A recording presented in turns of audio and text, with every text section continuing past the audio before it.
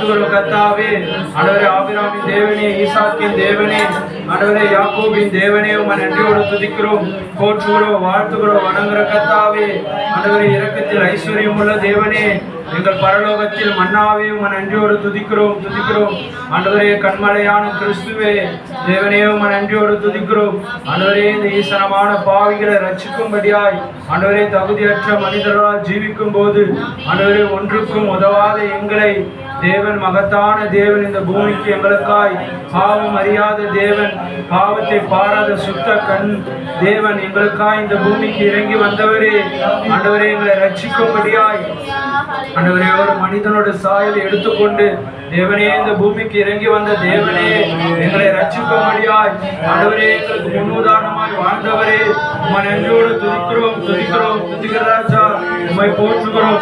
எங்களுக்காய் அடிக்கப்பட்டவரே, எங்களுக்காய் நொறுக்கப்பட்டவரே, எங்களுக்காய் ஆண்டவரே நாங்கள் சமாதானமாய் இருக்க வேண்டும் என்பதற்காக எங்களுடைய ஆக்கினியை எடுத்துக்கொண்ட தேவனே உம்மை நன்றியோடு துதிக்கிறோம் ராஜா. ஆண்டவரே பவுலின் தேவனே, தீர்க்கதரிசி பிரணாமின் தேவனே உம்மை நன்றியோடு துதிக்கிறோம் ராஜா. பலமுள்ள கிறிஸ்துவே உம்மை நன்றியோடு துதிக்கிறோம் ராஜா. ஆண்டவரே வார்த்தையின் வடிவில் வந்திருக்கிற மனுஷகுமாரன் தேவனே உம்மை நன்றியோடு துதிக்கிறோம் ராஜா. நேற்றும் இன்றும் என்றும் மாறாதவரே உம்மை ஸ்தோத்திரிக்கிறோம். அனுதினம் எங்களை பாதுகாக்கிறவரே, அனுதினம் எங்களை போஷிக்கிறவரே, எங்கள் மேல் அக்கறை கொள்ளுபவரே, எங்களை ரட்சித்தவரே, உடையான சேற்றிலிருந்து எங்களை தூக்கினவரே, ஆண்டவரே உம்முடைய பிள்ளையா எங்களை ஆகும்படியா அதிகாரம் கொடுத்தவரே உம்மை நன்றியோடு துதிக்கிற ராஜா. ஆண்டவரே உம்முடைய பிள்ளையா எங்களை ஏற்றுக்கொண்டவரே உம்மை நன்றியோடு துதிக்கிறோம். நன்றி ராஜா. ஆண்டவரே சேனைகளின் கர்த்தர் பரிசுத்தர் ஆண்டவரே எங்களை பரிசுத்தப்படுத்து கர்த்தாவே, சாரமிருக்கின்ற எங்களை தகுதிப்படுத்து கர்த்தாவே, உம்மை ஆராதிக்க வந்திருக்கிறோம் கர்த்தாவே. யெகோவா ஈரே எல்லாவற்றையும் பார்த்துக் கொள்பவரே, எங்களோடு இருப்பவரே உம்மை நன்றியோடு துதிக்கிறோம். எப்போது எங்களை வழிநடத்துகிற கர்த்தராகிய இயேசு கிறிஸ்துவே உமக்கு ஸ்தோத்திரம். ஆண்டவரே உமக்கு துதிகள் மகிமை உண்டாவதாக. தேவனே உமக்கு நன்றி ராஜா. தேவனே உமக்கு நன்றி. உம்முடைய நாமம் உயர்த்தப்படுவதாக, உம்முடைய ராஜ்யம் வருவதாக. தேவனே உமக்கு நன்றி ராஜா. உம்முடைய பரிசுத்த நாமத்துக்காக ஸ்தோத்திரம் ராஜா. நன்றி ராஜா. அனுதினமும் முன்னில் நான் வளர்ந்திடவே உம் அனுக்கிரகம் தர வேண்டுமே.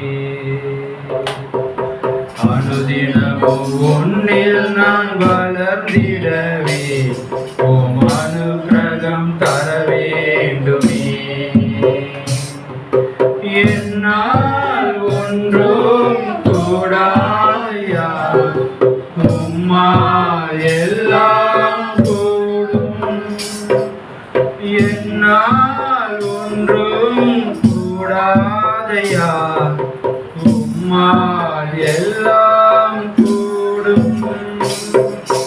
அனுதினமும் உம்மில் நான் வளர்ந்திடவே உம் அனுக்கிரகம் தர வேண்டுமே. அனுதினமும் உம்மில் நான் வளர்ந்திடவே உம் அனுக்கிரகம் தர வேண்டுமே. ஞான கல்வி செல்வங்கள் எல்லாம் ஒன்றுமில்லை குப்பை என்றெண்ணுகிறே. ஞான கல்வி செல்வங்கள் எல்லாம் ஒன்றுமில்லை குப்பை என்றெண்ணுகிறே. என் நீதி நியாயங்கள் அழுக்கான தந்தை என்றே உணர்ந்தேன் என் இயேசுவே. அனுதினமும் உம்மில் நான் வளர்ந்திடவே உம் அனுக்கிரகம் தர வேண்டுமே. அனுதினமும் உம்மில் நான் வளர்ந்திடவே உம் அனுக்கிரகம் தர வேண்டுமே. தேவனே உமக்கு நன்றி ராஜா. ஒவ்வொரு நாளும் நாங்கள் பலப்பட தேவனே இந்த உலகத்தில் நாங்கள் எல்லா காரியத்தையும் மேற்கொள்ள உங்களுடைய அனுக்கிரகம் மாத்திரம் எங்களுக்கு போதுங்க. எங்களால் ஒன்றும் செய்ய முடியாது கர்த்தா. ஆண்டவரே, எங்களுடைய ஞானம், எங்களுடைய படிப்பு எல்லாம் உங்களுக்கு குப்பையா இருக்குது. ஆண்டவரே, உங்களுடைய நீதி மாத்திரம் எங்களை பரிசுத்தப்படுத்தப்பட்ட உங்களுடைய நீதி மாத்திரம் உங்களுடைய வார்த்தையா இருக்குது என்பதை நாங்கள் பார்க்கிறோம் கர்த்தா. தேவனே, நன்றி ராஜா. அந்த ஆராதனை முழுவதும் நீர் மகிமைப்படுத்தா. ஸ்தோத்திரம் ஸ்தோத்திரம். இந்த ஆராதனை தொடக்கமாய் ஜெபிக்கும்படியாய் நம்ம வசந்த் சோதரை ஜெபிக்கும்படியாக முன்பாக அழைப்போம். வார்த்தைக்காக ஆராதனைக்காக.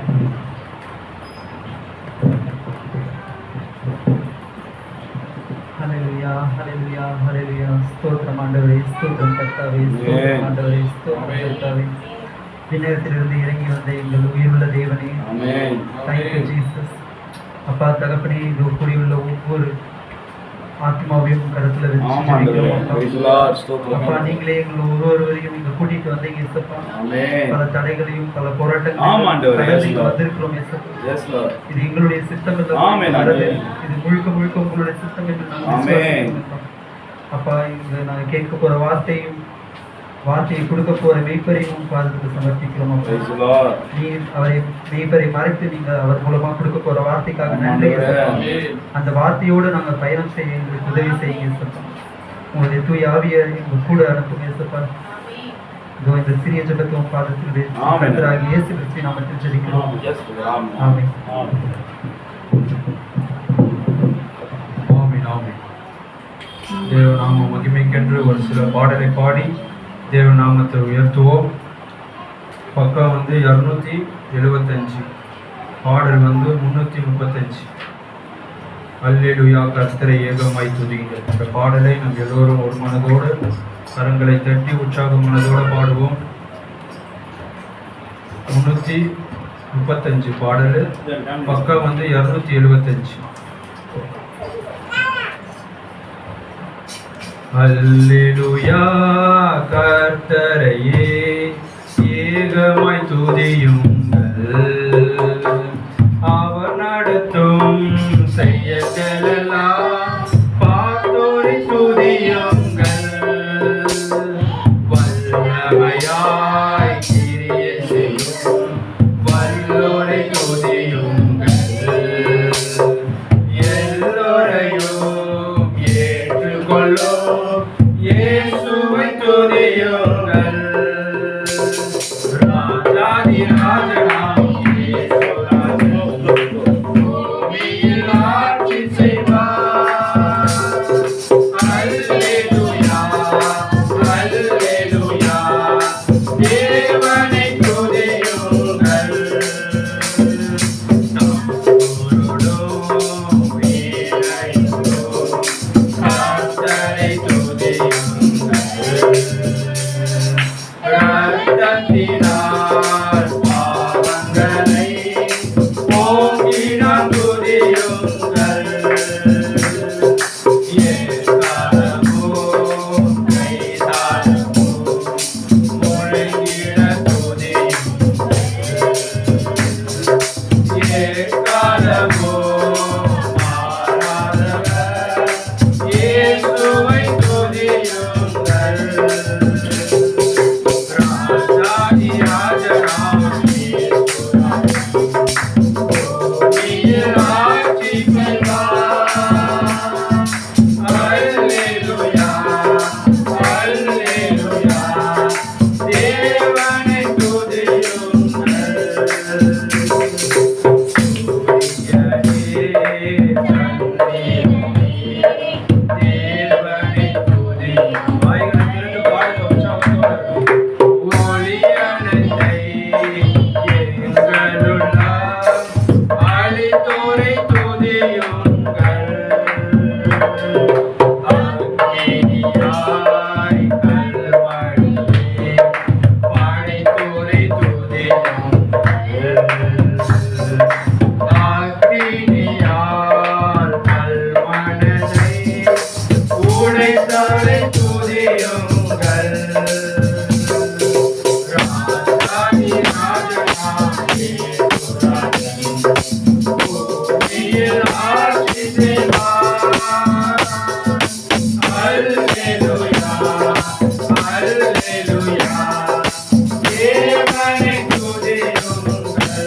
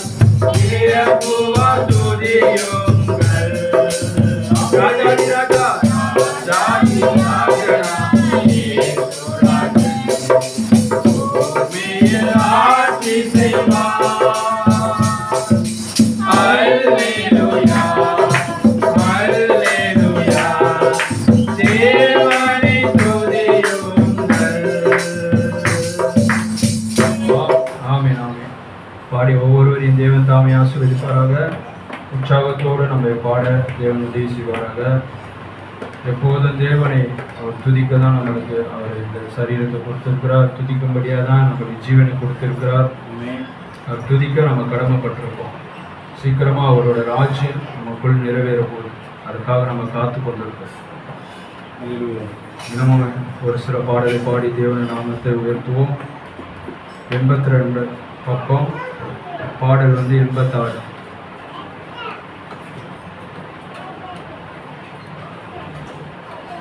இயேசு என்ற திருநாமத்திற்கு எப்போதும் ஸ்தோத்திரம் என்ற பாடலை மனதோடு பாடுவோம். நீங்களும் பாடுங்க, தெரிஞ்சவங்க உற்சாகத்தோடு பாடுங்க. இயேசு என்ற திருநாமத்திற்கு எப்போதுமே மிக ஸ்தோத்திரம். இயேசு என்ற திருநாமத்திற்கு எப்போதுமே மிக ஸ்தோத்திரம். வானிலும் பூவிலும் மேலான நாமம், வல்லமை உள்ள நாமமது. வானிலும் பூவிலும் மேலான நாமம், வல்லமை உள்ள நாமமது. தூயர் சொல்லி துதித்திடும் நாமமது. தூயர் சொல்லி துதித்திடும் நாமமது. இயேசு என்ற திருநாமத்தில் எப்போதுமே மிக ஸ்தோத்திரம். இயேசு என்ற திருநாமத்தில் எப்போதுமே மிக ஸ்தோத்திரம். வேதாளம் பாதாளம் யாவையும் ஜெயித்த வீரமுள்ள திருநாமமது. வேதாளம் பாதாளம் யாவையும் ஜெயித்த வீரமுள்ள திருநாமமது. நாமம் வென்றிடுவோம் இந்த நாமத்திலே. நாமம் வென்றிடுவோம் இந்த நாமத்திலே. இயேசு என்ற திருநாமத்தில் எப்போதுமே மிக ஸ்தோத்திரம். இயேசு என்ற திருநாமத்தில் எப்போதுமே மிக ஸ்தோத்திரம். பாவத்தில் மாறும் பாவியை நீக்க பாறையில் வந்த நாமமது. பாவத்தில் மாறும் பாவியை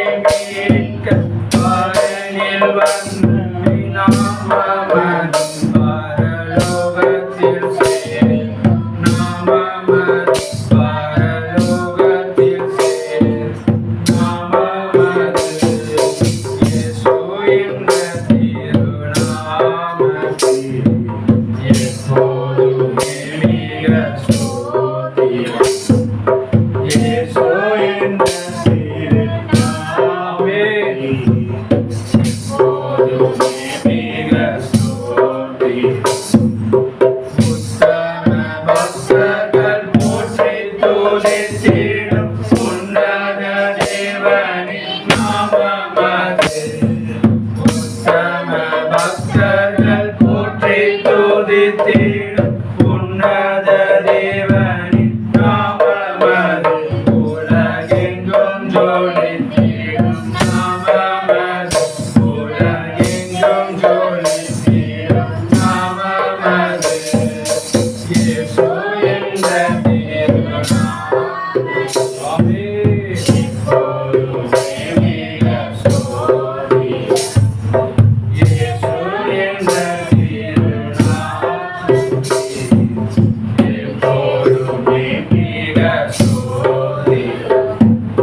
சஞ்சல வருத்தம் சோதனை நேரத்தில் தாங்கி நடத்திடும் நாமமது. சஞ்சல வருத்தம் சோதனை நேரத்தில் தாங்கி நடத்திடும் நாமமது. தடை முற்றும் அகற்றிடும் நாமமது. தடை முற்றும் அகற்றிடும் நாமமது. இயேசு என்ற திருநாமத்தில் எப்போதும் மிக ஸ்தோத்திரம்.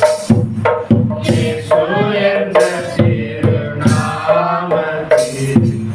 எப்போதும் மிக ஸ்தோத்திரம்.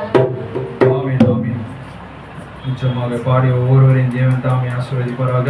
நிச்சயமாகவே முழங்கால் யாவும் முடங்கும், நாவுகள் யாவும் அறிக்கையிடும். அந்த நாமத்துக்கு மேலான நாமம் எந்த நாமமும் இல்லை. அந்த நாமத்தில் தான் நமக்கு ரத்தம் சிந்தி இந்த ரட்சிப்பை கொடுத்தார். போதும் அந்த நாமத்தை துதிக்க நம்ம கடமைப்பட்டோம். இன்னும் ஒரு பாடலை பாடி தேவன் நாமத்தில் உயர்த்துவோம். பாடல் 129. பக்கம் பாடல் 206. மகிமை கொடுத்த மன்னவரே ஸ்தோத்திரம்.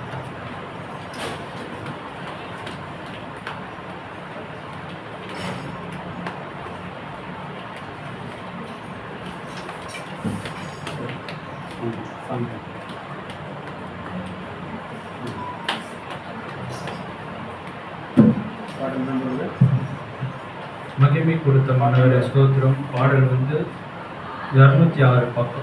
பக்கம் 179. பாடல் 206. 179. நம்ம எல்லோரும் உற்சாகத்தோட பாடுவோம். மகிமை கொடுத்த மன்னவரே ஸ்தோத்திரம்.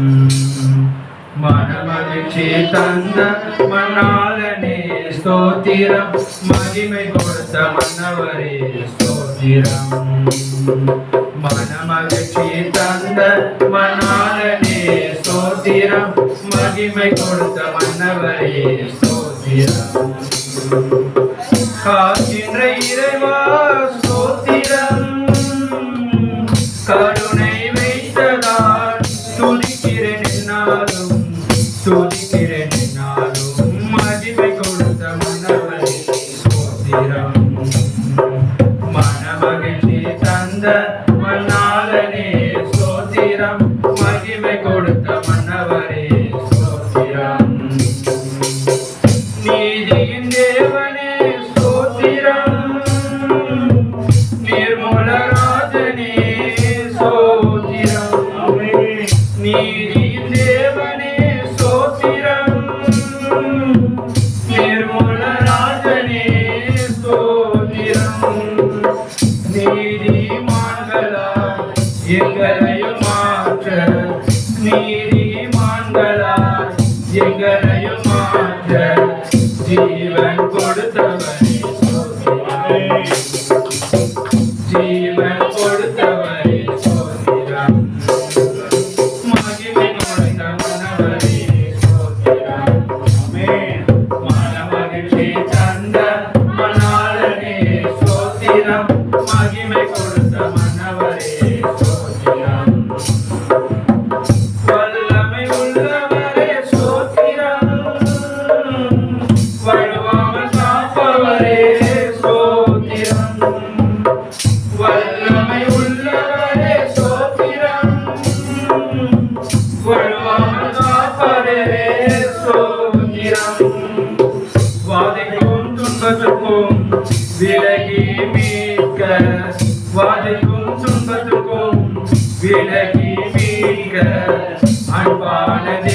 மன்னவரே ஸ்தோத்திரம்.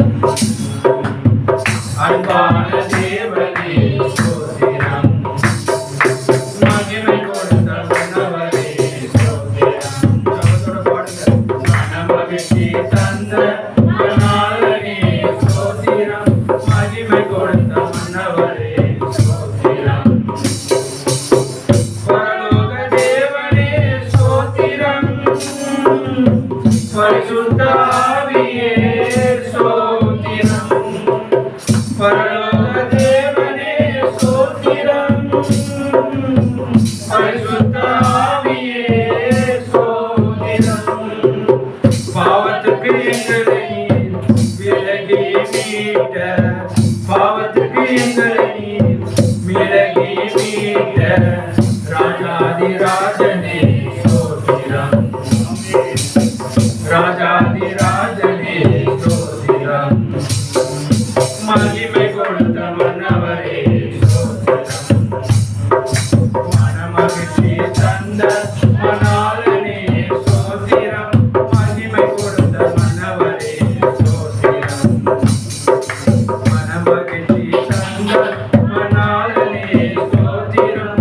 மகிமை கொடுத்த மன்னவரே ஸ்தோத்திரம். பாடி ஒவ்வொரு ஆசிரியர்களாக நாம் பயபக்தியோடு இருப்போம். வார்த்தைக்காக பயபக்தியோடு இருக்கும். எல்லோரும் எழுந்து நிற்போம். வார்த்தை வரும்போது நம்ம பயபக்தியோடு எழுந்து நிற்போம். மல்லிபதி பாடும்போது மேய்ப்பரை முன்னாடி அழைப்போம். கண்களை மூடி பயபக்தியோடு பாடுவோம். வான்லி பீன்லி only believe all things are possible. Only believe. Nambiduwe,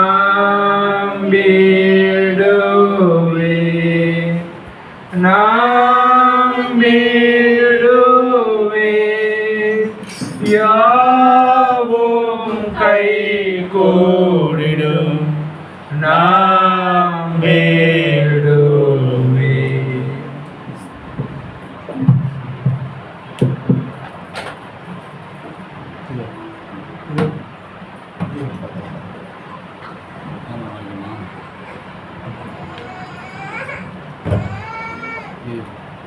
நாம் நின்று கொண்டிருக்கும் போது பரிசுத்த வேதாகமத்திலிருந்து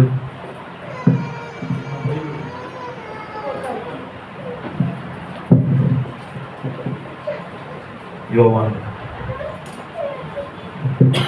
1ஆம் அதிகாரம்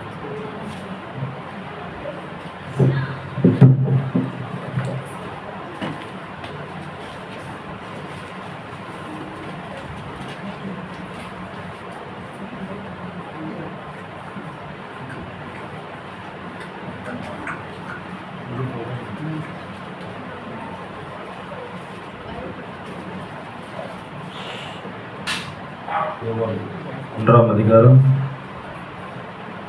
1,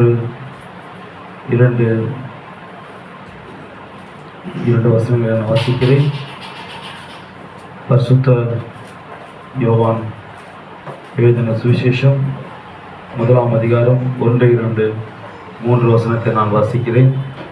ஆதியிலே வார்த்தை இருந்தது, அந்த வார்த்தை தேவனிடத்தில் இருந்தது, அந்த வார்த்தை தேவனாய் இருந்தது.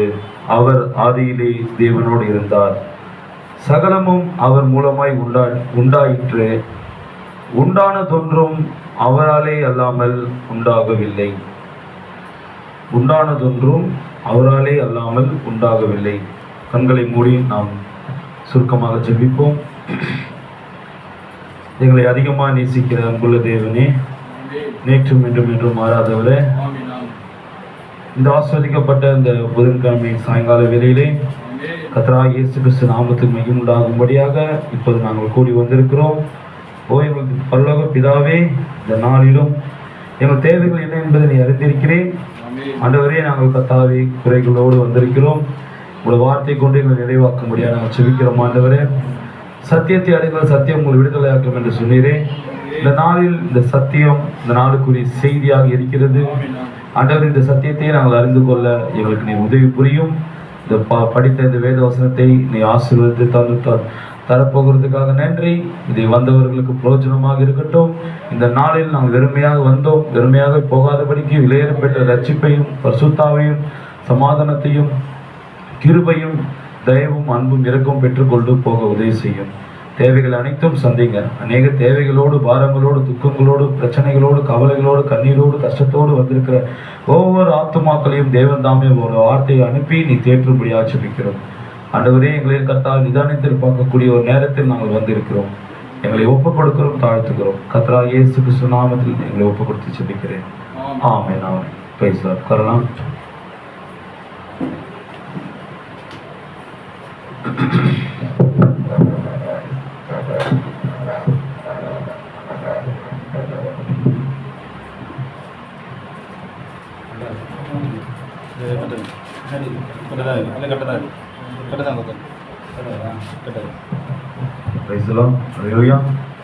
கர்த்தராகிய இயேசு கிறிஸ்து நாமத்துக்கு உண்டாகட்டும்.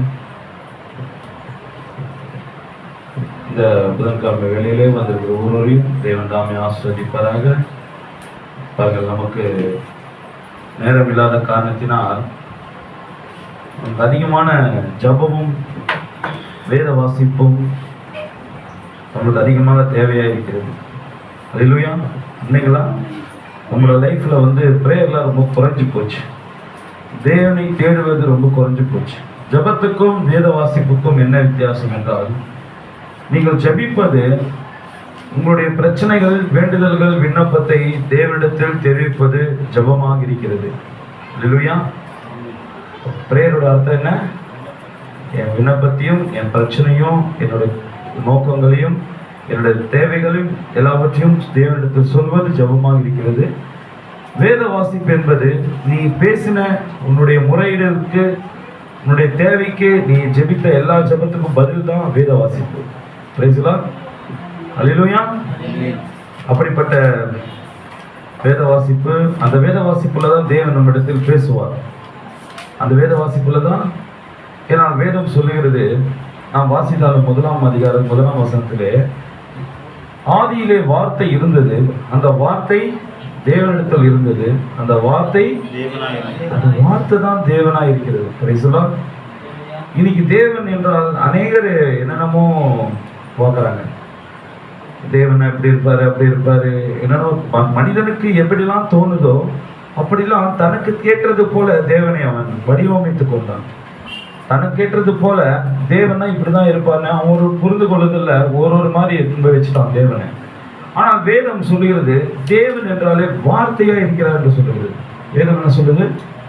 தேவனாலே வேர்டு தான் தேவன். இன்றைக்கு இந்த வார்த்தை தான் இன்னைக்கு நமக்கு தேவனா இருக்குது. இந்த பரிசுத்த வேதாகம் தான் இது தேவனாவே இருக்கிறது. அல்லேலூயா. இந்த வார்த்தை நம்முடைய தீர்க்கதரிசி 1950களிலே இந்தியா தேசத்துக்கு பாம்பேக்கு வரும்போது அவரிடத்தில் கேட்டது அதுதான். தீர்க்கதரிசி கேட்கும்போது, உங்களுடைய வேதங்களில், இந்து வேதங்களில், முஸ்லிம் வேதங்களில் எங்கேயாவது ஒரு இடத்தில் தீர்க்க தரிசன வசனங்களை நீங்கள் காண்பிக்க முடியுமா என்று கேட்டார். என்ன கேட்டார்? தீர்க்க தரிசன வசனங்கள் எந்த குரான்லையோ, பகவத்கீதையிலையோ, ரிக்கேதோ, சாமதரும் இந்த இதிகாச இந்த புத்தகத்திலையோ அப்படிப்பட்ட காரியங்களே கிடையாது. தீர்க்க தரிசனமா எந்த ஒரு வசனமும் கிடையாது. அதனால்தான் இந்த வேதாகமானது இது தீர்க்க தரிசன ஒரு புத்தகமாக இருக்கிறது. பேசலாம். தேவன் வார்த்தையை முன்கூட்டியே என்ன நடக்க போகுது என்பதை நம்முடைய வார்த்தையின் மூலமாக எல்லாவற்றையும் எழுதிவிட்டார். பேசலாம். அதனால்தான் இன்னைக்கு பாருங்க, நமக்கு எந்த ஒரு வாழ்க்கையில ஒரு பிரச்சனைகள், போராட்டம் வந்தாலே நம்ம பார்க்க வேண்டியது என்னன்னா, ஒரு மருத்துவமனைக்கு போனா கூட ஜுரம் வருது. ஜுரம் வந்தோடனே டாக்டர் என்ன பண்றாருன்னா, கொஞ்ச நாள் என்ன பண்றாரு, ஸ்டெத்தோஸ்கோப் வைக்கிறாரு, தெர்மாமீட்டர் வைக்கிறாரு, சூடு எவ்வளோ இருக்குன்னு பார்க்குறாரு. அதுலேயும் 2-3 நாள் அந்த ஜுரம் போகலன்னா அடுத்த டாக்டர் சொல்கிற காரியம் என்னன்னா, போய் யூரின் டெஸ்ட் எடுத்துட்டு வாங்க. என்ன சொல்கிறாங்க? அடுத்த டெஸ்ட் எடுத்து சொல்லுவாங்க, போய் பிளட் டெஸ்ட் எடுத்துட்டு வாங்க அப்படின்னு. ஏன் இவங்க போயிட்டு பிளட் டெஸ்ட் எடுத்துட்டு வர சொல்றாங்கன்னா, ஏன்னா ரத்தத்துல தான் நாம் ரத்தம் மூலியமா தான் பிறந்தோம் என்பதை அது சொல்லுவாங்க. நம் முதலாவது உருவானது நம்ம உடம்புல ரத்தம். இந்த ரத்தத்துல ஏதாவது கலந்துருக்குமா? ஸோ ரத்தத்தில் ஏதாவது இன்ஃபெக்ஷன் இருக்குமா, ரத்தத்தில் ஏதாவது பிளட்டில் ஏதாவது வைரல் ஃபீவராக இருக்குமா, வேற ஏதாவது வியாதியாக இருக்குமான்னு சொல்லிட்டு போய் ரத்தத்தை டெஸ்ட் பண்ணி எடுத்துட்டு வாங்கன்றாங்க. ஏன் அதே போல தான் நம் வாழ்க்கையில் எது பிரச்சனைகள் போராட்டம் எது நடந்தாலும் நாம் என்ன பண்ணனா நம் ஆதிக்கே திரும்ப வேண்டியதாக இருக்கிறது. நம்ம வாழ்க்கையில் எந்த ஒரு பிரச்சனை நடந்தாலும் நம்ம என்ன பண்ணணும்னா தொடக்கத்துக்கு போகணும். நம்ம தொடக்கத்தில் எப்படி இதை ஸ்டார்ட் பண்ணணும், இந்த கமிட்மெண்ட்டை, இந்த பிரச்சனையை. இப்போ கேட்க வியாதி சார் டாக்டர், ஒரே வியாதி வியாதி ஒரே இரும்பல். அப்போ டாக்டர் கேட்குறதுன்னா என்ன சாப்பிட்டேன்னு கேட்பான். என்ன கேட்பாங்க? ஏன் ஏன் உன் தொடக்கத்துக்கு போகிறாங்க. என்ன குழந்தைக்கு உடம்பு சொல்லலாம் கூட நெக்னா சாப்பிட்டா அப்படின்னு கேட்குறான். நெக்னா சாப்பிட்டா ஏன்னா சாப்பாட்டில் தான் இன்னைக்கு எல்லா பிரச்சனையும் இருக்குது. இந்த செய்வினை வைக்கிறாங்களா எப்படி தெரியுமா? செய்வினை வைக்கிறது, ஒருத்தர் நம்ம பேச்சை கேட்கணும்னா அவனுக்கு செய்வினை வச்சிருன்னு சொல்லுவாங்க. தெரியல, எனக்கு என்ன நடக்குதுன்னே தெரியல அப்படின்னா. காரணம் அந்த உணவுல தான் செய்வினை வைப்பாங்க. மந்திரிச்சு வைக்கிறதுல எல்லாமே இந்த உணவுல தான் வைப்பாங்க. அதுதான் வேதம் சொல்லுது, நீங்க எதை சாப்பிட்டாலும் ஸ்தோத்திரத்தோடு அதை புசிங்கன்றாரு. என்ன சொல்றாரு? நீ ஸ்தோத்திரம் பண்ணிட்டு அதை சாப்பிடுங்க. நிறைய பேருக்கு செய்வினா போயிட்டு முடி எடுத்து வச்சு கால் மண் எடுத்து வச்சு இல்லை இல்லை இல்லை இல்லை அவன் வணங்குற தெய்வம் கிட்ட போயிட்டு, இப்போ ஸ்ரீதர் இருக்காருன்னு வச்சுக்க, ஸ்ரீதர் போயிட்டு மனவாண்ணா இந்த மாதிரி பண்ணிட்டு இருக்காரு நான் அவங்களோட தெய்வத்துக்கிட்ட சொன்னான்னு வச்சுக்க, அப்போ அந்த தெய்வம் என்ன போனேன்னா அதை கேட்டு எனக்கு செய்வினை வைக்கும். புரியுதுங்களா? இப்போ நான் போயிட்டு யாரோ ஒரு பேரை வச்சு நான் இவன் இப்படி பண்ணிட்டு இருக்கான், நீ கடவுளே இது நீ இது பார்க்க மாட்டியா அப்படின்னா, அந்த பிசாசுக்கிட்ட போயிட்டு நான் என் பிரச்சனை சொன்னா அது வந்து அந்த நபருக்கு நான் ஒரு செய்வினை வைக்கிறேன். புரியுது நான் சொல்ல வருது? இப்ப இதெல்லாம் ஏன் நடக்குது நம்ம வாழ்க்கையிலன்றதுக்கு நீ பேக் டு த பைபிள். நீங்க எல்லாவற்றுக்கும் வேதாகமத்துக்கு தான் நீங்க போக வேண்டியதா இருக்குது. அதுதான் தீர்க்கதரிசி இந்த செய்தி பேசுறார்.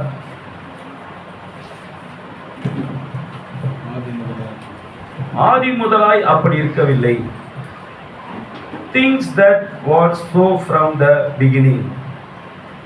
ஆதி முதலாய் அப்படி இருக்கவே இல்லை. நீங்க வாழ்க்கையில எதை எடுத்தாலும் சரி, உங்க லைஃப்ல நீங்க எதை எடுத்தோம்னாலும் பாருங்களேன், கவலையா, கஷ்டமா, பிரச்சனையா, விபச்சாரமா, குடியா, வாழ்க்கையில தொழில நஷ்டமா, இதை எதை எடுத்தாலும் உங்க வாழ்க்கையில் நடக்கிறது எல்லாத்துக்கும் நீங்க பரிசுத்த வேதாகமத்துல ஆதியில நீங்க போனீங்கன்னா அங்கதான் இது எல்லாமே தொடரும். இந்த ஆதியில நீங்க போகும்போது இப்ப பாருங்க, முதல் வார்த்தையை அவிசுவாசிப்பது இது பாதியில் நடந்ததா இல்ல இன்னைக்கு நடந்ததா? என்னைக்கு நடந்தது? ஆதியில நடந்தது. எப்போ நடந்தது? வார்த்தையில அவிசுவாசித்தது. ஏதேன்ல ஏவாள் வார்த்தையை அவிசுவாசித்தார். அப்ப இன்னைக்கு ஏன் எல்லாரும் வார்த்தையை அவிசுவாசிக்கிறாங்கன்னா, தம்பி நீ இது உன்னுடைய தொடக்கம் கிடையாது. நீ இன்னைக்கு நீ அவிசுவாசிக்கிறதுனால நீ இது உன்னோட தொடக்கம் கிடையாது. உன்னோட தொடக்கம் எங்க இருக்கு? ஆதிக்கு போ. ஏன் எங்க வீட்டுக்காரர் குடிச்சிட்டே இருக்காரு? ஏன் எங்க வீட்டுக்காரர் சொல் பேச்சை கேட்க மாட்டாரு? ஏன் எங்க வீட்டுக்காரர் தவறான ஜீவிக்கிறாருன்னா நீ எல்லாத்துக்கும் ஆதிக்கு போக வேண்டியதா இருக்கு. எப்படி எல்லாவற்றுக்கும் சொல்றார், சத்தியம் என்னவென்று அறிய எப்போதுமே நீங்கள் விரும்புவீர்களானால் ஆதிக்கு திரும்பி செல்லுங்கள். ஆதியாகமத்திற்கு திரும்பி சென்று இன்றைய தினத்திலிருந்து வந்திருக்கும் ஒவ்வொரு சமய கோட்பாட்டு முறைமைகளையும் ஒவ்வொரு சத்தியத்தையும் உங்களால் எடுக்க முடியும். அப்படியானால் தாவரங்கள் எல்லாமே ஆதியாகமத்தில் தான் துவங்கினது. ஏனென்றால் ஆதியாகமம் என்பது வேதாகமத்தினுடைய மூல அதிகாரமாய் உள்ளது. அது சரி என்று நாம் அறிந்து கொள்ள விரும்பினால் துவக்கத்திற்கு சென்று திரும்பி செல்லுங்கள். ஏதோ ஒரு சம்பவம் மையம் திருடிட்டே இருக்கலாம். டேய் எப்பத்துல திருடுறன்னு கேட்பாங்க. என்ன கேட்பாங்க? எதில திருடுற? எது கேட்டாலும் பாருங்க அவங்களோட பிகினிங் தான் கேட்பாங்க. ஒரு பையன் தப்பான முதல்ல கேட்க, இவன் யார் பையன் அப்படின்னு கேட்கறான். கேட்கறாங்களா இல்லையா? இவன் யார் பையன்? அப்போ உன்னோட வாழ்க்கையில நடக்கிற ஒவ்வொரு சம்பவங்களுக்கும் நீ பார்க்க வேண்டியது என்னன்னா, பேக் டு த பைபிள். எல்லாவற்றுக்கும் நீ வேதாகமத்தை பார்க்க வேண்டிய சூழ்நிலை நாம் இருக்கிறோம். அப்படி நீ வேதாகமத்தை பார்த்தீங்கன்னா ஐசக், இன்னைக்கு ஏன் இன்னைக்கு நம்மளுக்கு நடக்குதுன்றது அந்த வார்த்தை நீ சொல்ல மாட்டேன். ஏனால் தேவன் வார்த்தையா இருக்கும் பட்சத்தில் தேவனோடு ஒரு மனிதன் இருப்பான் என்றால் அவன் முழுவதுமாகவே தனக்கு என்ன நடக்கிறது, தன் வாழ்க்கையில் என்ன சம்பவிப்பது என்று அவனுக்கு தெளிவா தெரியும். இயேசு கிறிஸ்து வார்த்தையா இருந்ததுனால தான் அவர் வாழ்க்கையில் என்ன நடக்குதுன்னு அவருக்கு தெரிஞ்சது. ஏன்னா அவர் வார்த்தையாவே இருந்தார். அவர் வார்த்தை இருந்ததுனாலதான் அவரை ஒருத்தன் அடிக்கிறான், ஒருத்தன் கல் எடுக்கிறான், ஒருத்தன் அவரை துன்புறுத்துறான், இதெல்லாம் செய்யும் போது ஏன் அவர் எல்லாம் அமைதியா இருந்தார்னா அவர் பிகினிங்ல என்ன நடந்ததுன்றது அவருக்கு தெரியும். அவருக்கு ஆதியில் என்ன நடந்ததுன்றது அது தெரிஞ்சதுனாலதான், ஏன்னா ஆதியில் நடந்த சம்பவத்துக்காகத்தான் இயேசு கிறிஸ்துவே மனிதனா பூமிக்கு வர வேண்டியதா போச்சு. இப்போ நம்மளை கேட்கலாம், இயேசு கிறிஸ்து தெரியுமா உங்களுக்கு? தெரியும் பிரதர். இயேசு கிறிஸ்து எதுக்காக வந்தாரு மனிதனா பூமிக்கு? ஏன் வந்தாரு சொல்லுங்க, டக்குன்னு சொல்லுங்க. பாவங்களை மன்னிக்க. பாவம் என்றால் என்ன? இது இப்ப செய்திக்கு வந்ததுனால தெரிஞ்சுது. செய்திக்கு வரலன்னா வந்தாரு பாருங்க. செய்திக்கு வந்ததுனால அவிசுவாசம் பாவம் தெரிஞ்சுது. இந்த அவிசுவாசம் பாவம்ன்றது எந்த ஸ்தாபனத்துக்கும் தெரியாது. நீங்க எந்த பெந்தகோஸ்து சபைக்கு போங்க, எந்த ஆசி சபைக்கு போங்க, அவிசுவாசம் தான் பாவம்ன்றது தெரியாது. அவிசுவாசமே பாவம்ன்ற இந்த வசனம் ஒன்று இருக்குதுன்றது நாளுக்குரிய ஆவிக்குரிய விஞ்ஞானி தான் நம்மளுக்கு காமிச்சார். நாளுக்குரிய தீர்க்கதரிசி தான் அவிசுவாசம் தான் பாவம்னு காமிச்சார். பாருங்க, அப்போ அந்த அவிசுவாசம் தான் அதனாலதான் பாவம் வந்ததுன்னு சொல்லிட்டு வேதம் சொல்லுது. ஆனா இன்னைக்கு அன்னைக்கு என்ன சொல்றாங்க? பழத்தை சாப்பிட்டாங்க, ஏவாள் பழத்தை சாப்பிட்டாங்க, அதனால பாவம் வந்துச்சு. பழத்தை சாப்பிட்டதுனால பாவம் வந்ததுன்னா அப்போ ஆண்டவர் மத்தேயு அதிகாரத்துல 11ஆம் அதிகாரம் நினைக்கிறார், அது எழுதுறாரு, வாய்க்குள்ள போறது ஒரு மனுஷனை தீட்டுப்படுத்தாது, அது வாய் வழியா சென்று வயிற்று வழியா சென்று ஆசன வழியா வெளியே வந்துடும். ஆனால் வாயிலிருந்து புறப்படுகிற ஒரு வார்த்தை தான் ஒரு மனுஷனை தீட்டுப்படுத்த. அப்ப ஏவாள் சாப்பிட்டது பழமா இருந்தா எப்படி அது கர்ப்பத்தை எப்படி போய் சபிச்சிருக்கோம்? ஏவாள் சாப்பிட்டது பழமா இருந்தா அது ஏன் கர்ப்பத்தை போய் ஆண்டவர் சபிக்கிறாரு? கர்ப்ப சம்பந்தப்பட்ட பிரச்சனை ஏன் கொடுக்கிறாரு? சாபத்தை ஏன் கொடுக்கிறாரு? அதுக்குதான் நம்ம சொல்றோம், எந்த ஒரு காரியம் வந்தாலும் நீங்க பிகினிங் த வேர்ட், ஆதியாகமத்துக்கு போய் பாருங்க, உங்க எல்லாரோட பிரச்சனைக்கும் தீர்வு அங்கதான் இருக்கு. ஒட்டுமொத்த பிரச்சனைக்கு தீர்வு என்ன தெரியுமா? சிம்பிளா சொல்லி முடிச்சிடறேன். வார்த்தையை அவிசுவாசத்தினாலதான் இந்த ஒட்டுமொத்த பிரபஞ்சமே பாவத்துல வேந்து போயிட்டாரு. ஆனால் ஆதி முதலா அப்படி இல்லை. ஆதி முதலா அப்படி கிடையவே கிடையாது. தேவன் ஆதாம் ஏவாளும் உண்டாக்கும் போது அவர் வார்த்தையை அவிசுவாசிக்கும்படியாக அவங்களை வைக்கவே கிடையாது. உண்மைங்களா? ஆதாம் ஏவாளையும் எப்படி வச்சாரா? அவர் வார்த்தையை அவிசுவாசிக்கும்படியாக அவங்களை வைக்கவே கிடையாது. அவங்க முழுக்க முழுக்க வார்த்தை என்ன சொல்லுதோ அதன்படிதான் செய்யறாங்க. புரியுதுங்களா? இப்போ பாவம் வந்த பிறகு, வார்த்தையை அவிசுவாசித்த பிறகு மாம்ச பிரகாரமான தவறான காரியம் ஏவாளுக்கும் சர்ப்பத்துக்கும் நடக்குது. இதுவே அநேகருக்கு தெரியாது. ஏவாளுக்கும் சர்ப்பத்துக்கும் தவறான உறவு நடந்ததுனாலதான் இயேசு கிறிஸ்துன்ற ஒரு மகத்தான ஒரு தேவன் மனிதனா பூமிக்கு வர வேண்டிய நிர்பந்தமானது.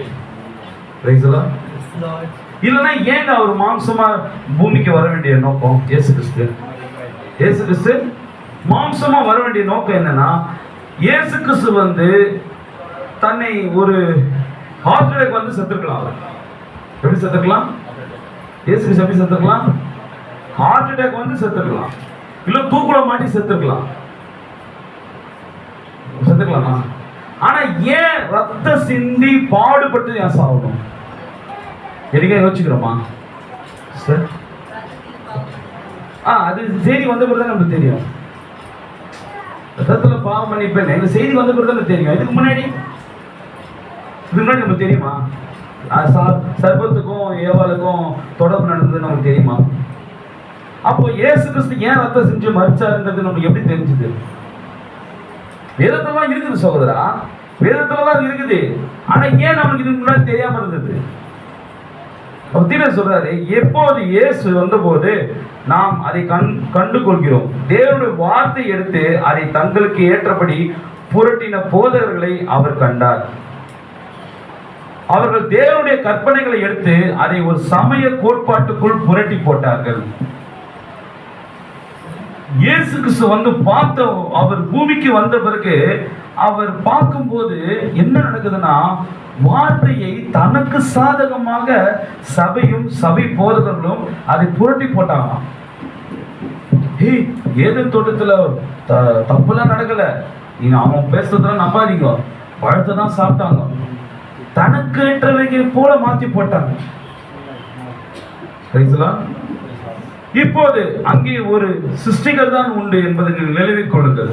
மற்றும் எல்லாமும் சாத்தான் ஒரு சிருஷ்டிகன் அல்ல. பாவம் என்பது என்ன?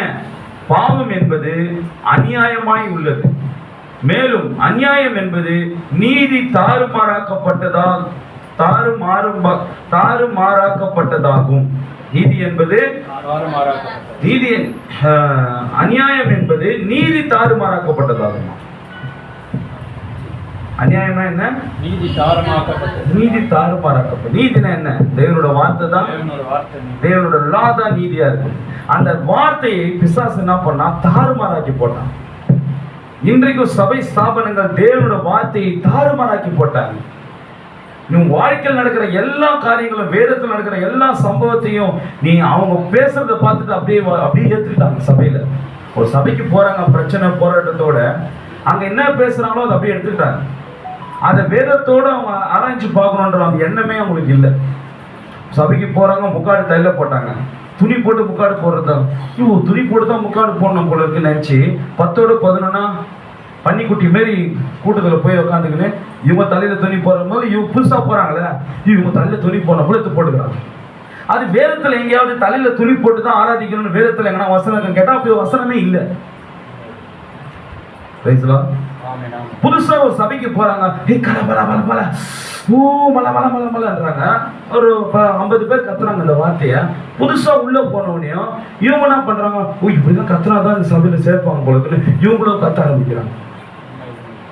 யாருமே வேதத்துல எங்கேயாவது இப்படி எழுதிருக்குதான்றது யாருமே எடுத்து பார்க்க தவறிட்டாங்க.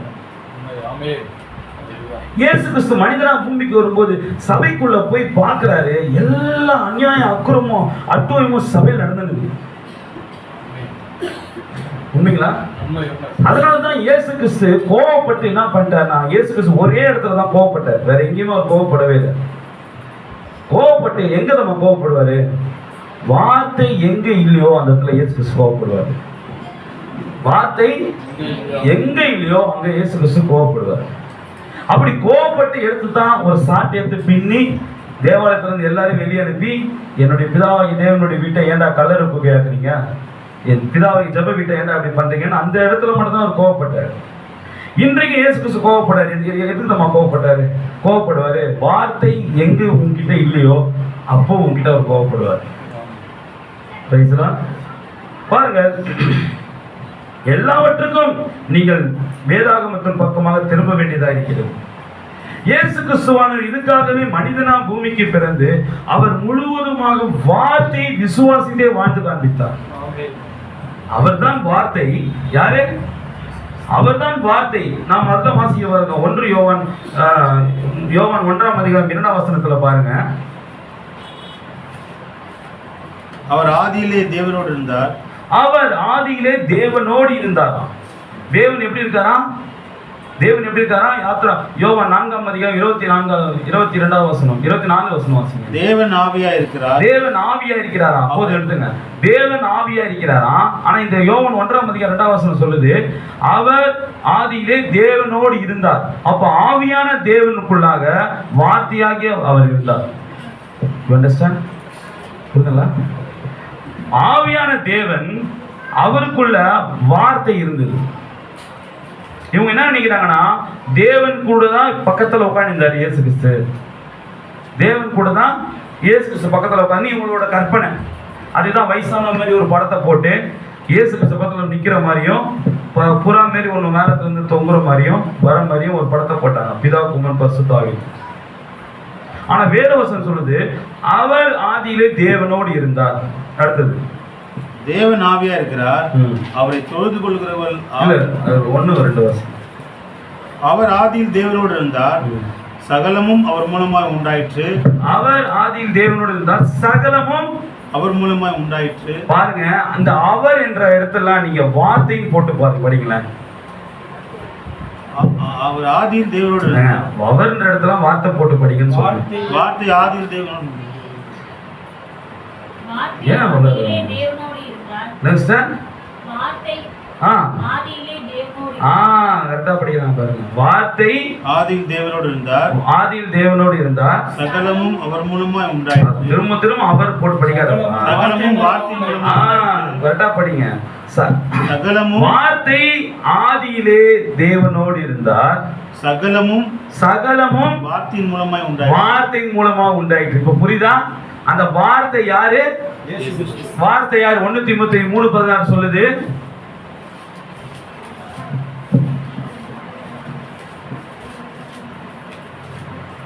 அன்றியோ தேவ பக்திக்குரிய ரகசியமானது யாவரும் ஒப்புக்கொள்கிறபடி சரி மகா மேன்மை உள்ளதும் சரி தேவன் மாம்சத்திலே வெளிப்பட்டார். பாருங்கள், தேவன் மனிதனாக வெளிப்பட்டார், மாம்சத்திலே வெளிப்பட்டார், ஆவியிலே நீதி உள்ளவர். போதும், நிறுத்துங்கய்யா.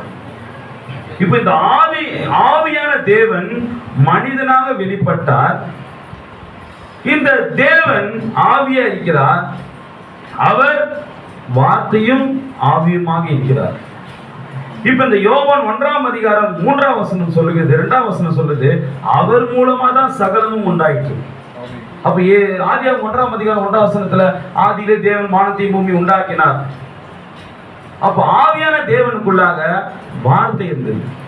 அந்த வார்த்தை தான் சொல்லுது, ஸ்பீக் பண்ற, சொல்ற, வானம் உண்டாக்கடவுது உண்டாச்சு, பூமி உண்டாக்கடவுது உண்டாச்சு, இதெல்லாம் உண்டாச்சு. ஆனா மனுஷன் என்ன பண்றான்? இந்த வானத்தையும் தேவனால் உண்டான வானத்தையும் பூமியும் மிகையா பார்க்கறான். எப்படி பார்க்கறான்? இந்த வானத்தையும் பூமியும் பெருசா பார்க்கறான்.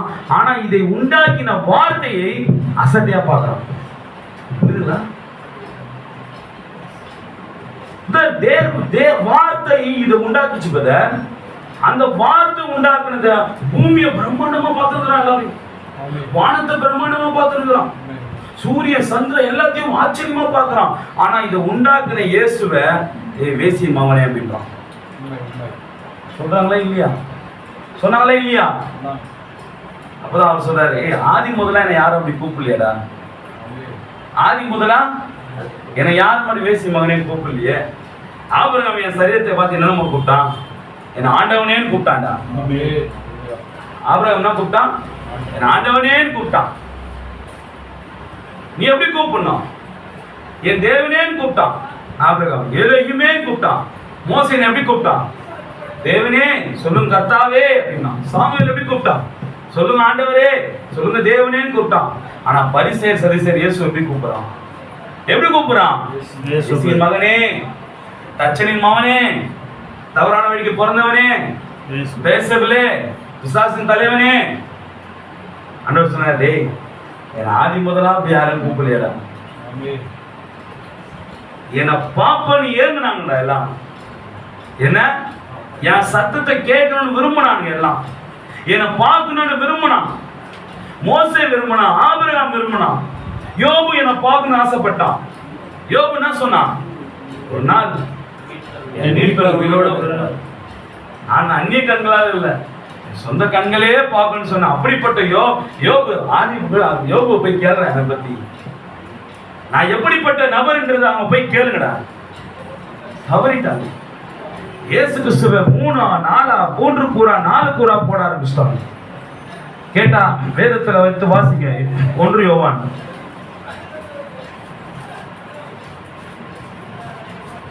5:1 7-8 வாசிங்க. பரலோகத்திலே சாட்சியிடுகிறவர்கள் மூவர். பிதா, வார்த்தை, பரிசுத்த ஆவி. பரலோகத்தில் சாட்சிடுவர் எத்தனை பேரா? மூவரா? இதை குச்சினா பரலோகத்தில் சாட்சிடுவர் பாரு, 3 பேர் பாரு. பரலோகத்துல 3 பேர் சாட்சி சொல்றாங்க பாரு. பிதா, குமாரன், பரலோகத்தில் சாட்சிடுவர் மூவர். பிதா, குமாரன், பரிசுத்த ஆவின்றான். நான் ஐசக் எழுதுறோம்.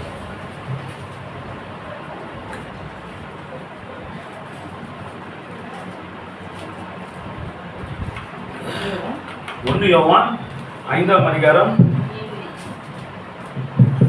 7-8.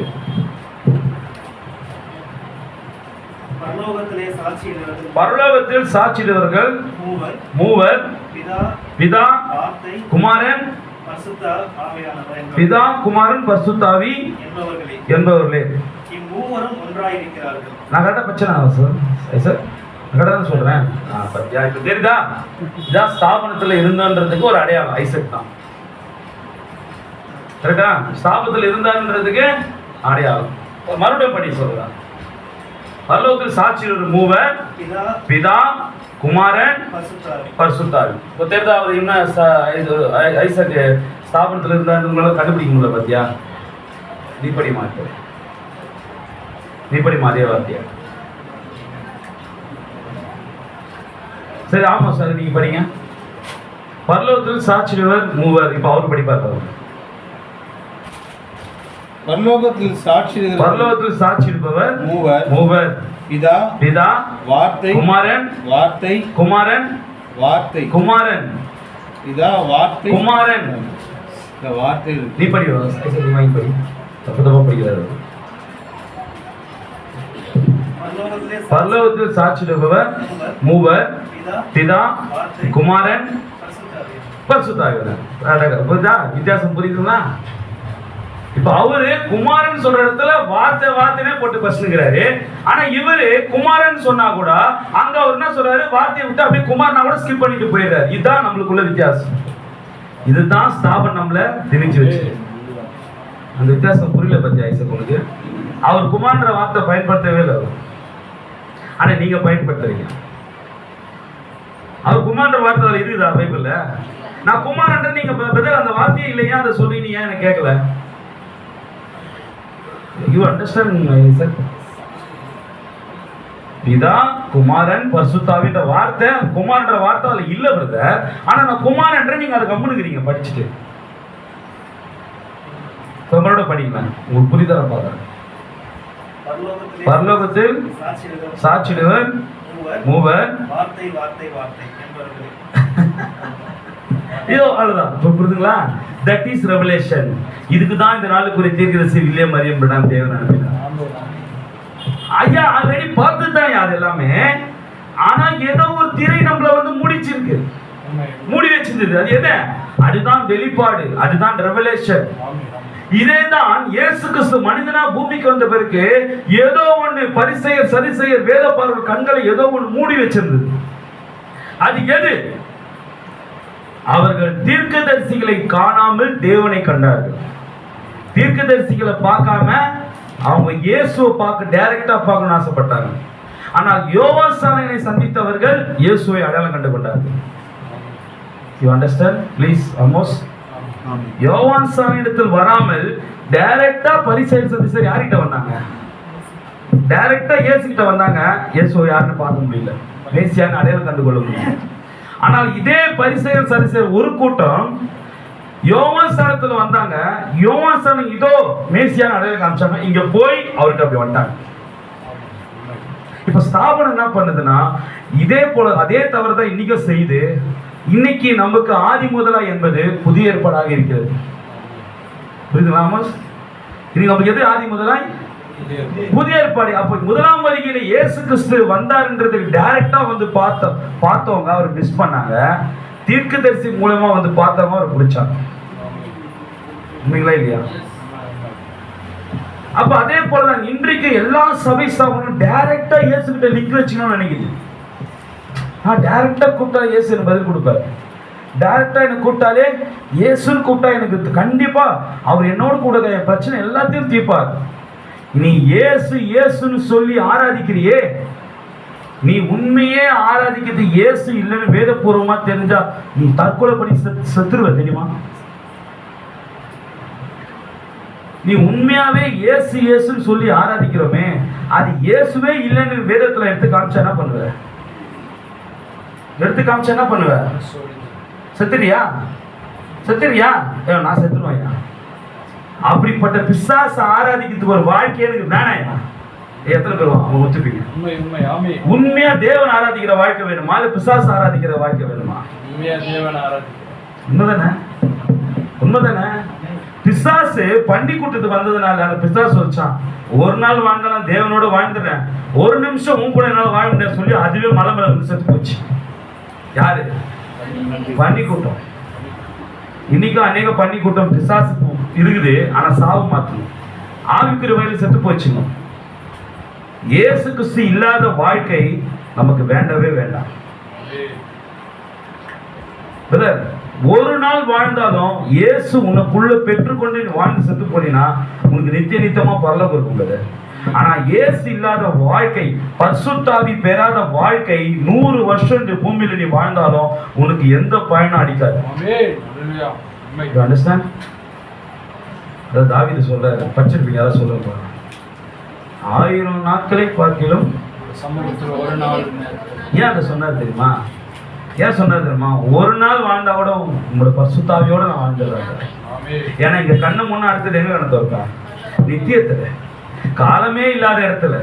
இன்னைக்கு அநேக சபை ஸ்தாபனங்கள் ஆசீர்வாதத்தையும் கோட்பாடுகளும் பாரம்பரியத்தையும் வச்சுக்கின்னு எனக்கு இந்த பூமியிலே சம்பூர்ணமா வாழணும்னு சொல்லிட்டு, அவர்கள் ஆசீர்வாதமா வாழணும்னு சொல்லிட்டு தேவனை வார்த்தையை மறுதலித்து போட்டார்கள். வார்த்தையை மறுதலித்து போட்டார்கள், தீர்க்கதரிசியை மறுதலித்து போட்டார்கள். ஆனால் இவங்களுக்கெல்லாம் தெரியல, நாம இயேசு நினைச்சு பிசாசை தான் ஆராதிக்கிறோம். இயேசு சொல்லி பெந்தகோஸ்த சபையிலையும், சிபிஎம் சபையிலையும், ஆர்சி சபையிலையும், சிஎஸ்ஐ சபையிலையும் பிசாசை தான் நாம் ஆராதிக்கிறோம். இவங்களுக்கெல்லாம் தெரியாம ஆராதிக்கிறாங்க. இதெல்லாம் தெரிய வரும்போது எவ்வளவு கஷ்டப்படுறோம் தெரியுமா? இதெல்லாம் தெரிய வரும்போது எவ்வளவு கஷ்டமா இருக்கும் தெரியுமா? ஏன் எப்படி சொல்றீங்க? எப்படி அவங்களாம் பிசாசு ஆராது? ஏன்னா இயேசுன்னு சொல்லி அவங்க வாழ்க்கையில் அற்புதம் நடந்தது, இயேசு சொல்லி அதிசயம் நடந்தது, இயேசு சொல்லி பேய் ஓட்டினாங்களே, இயேசு சொல்லி பிசாசு ஓட்டினாங்களே.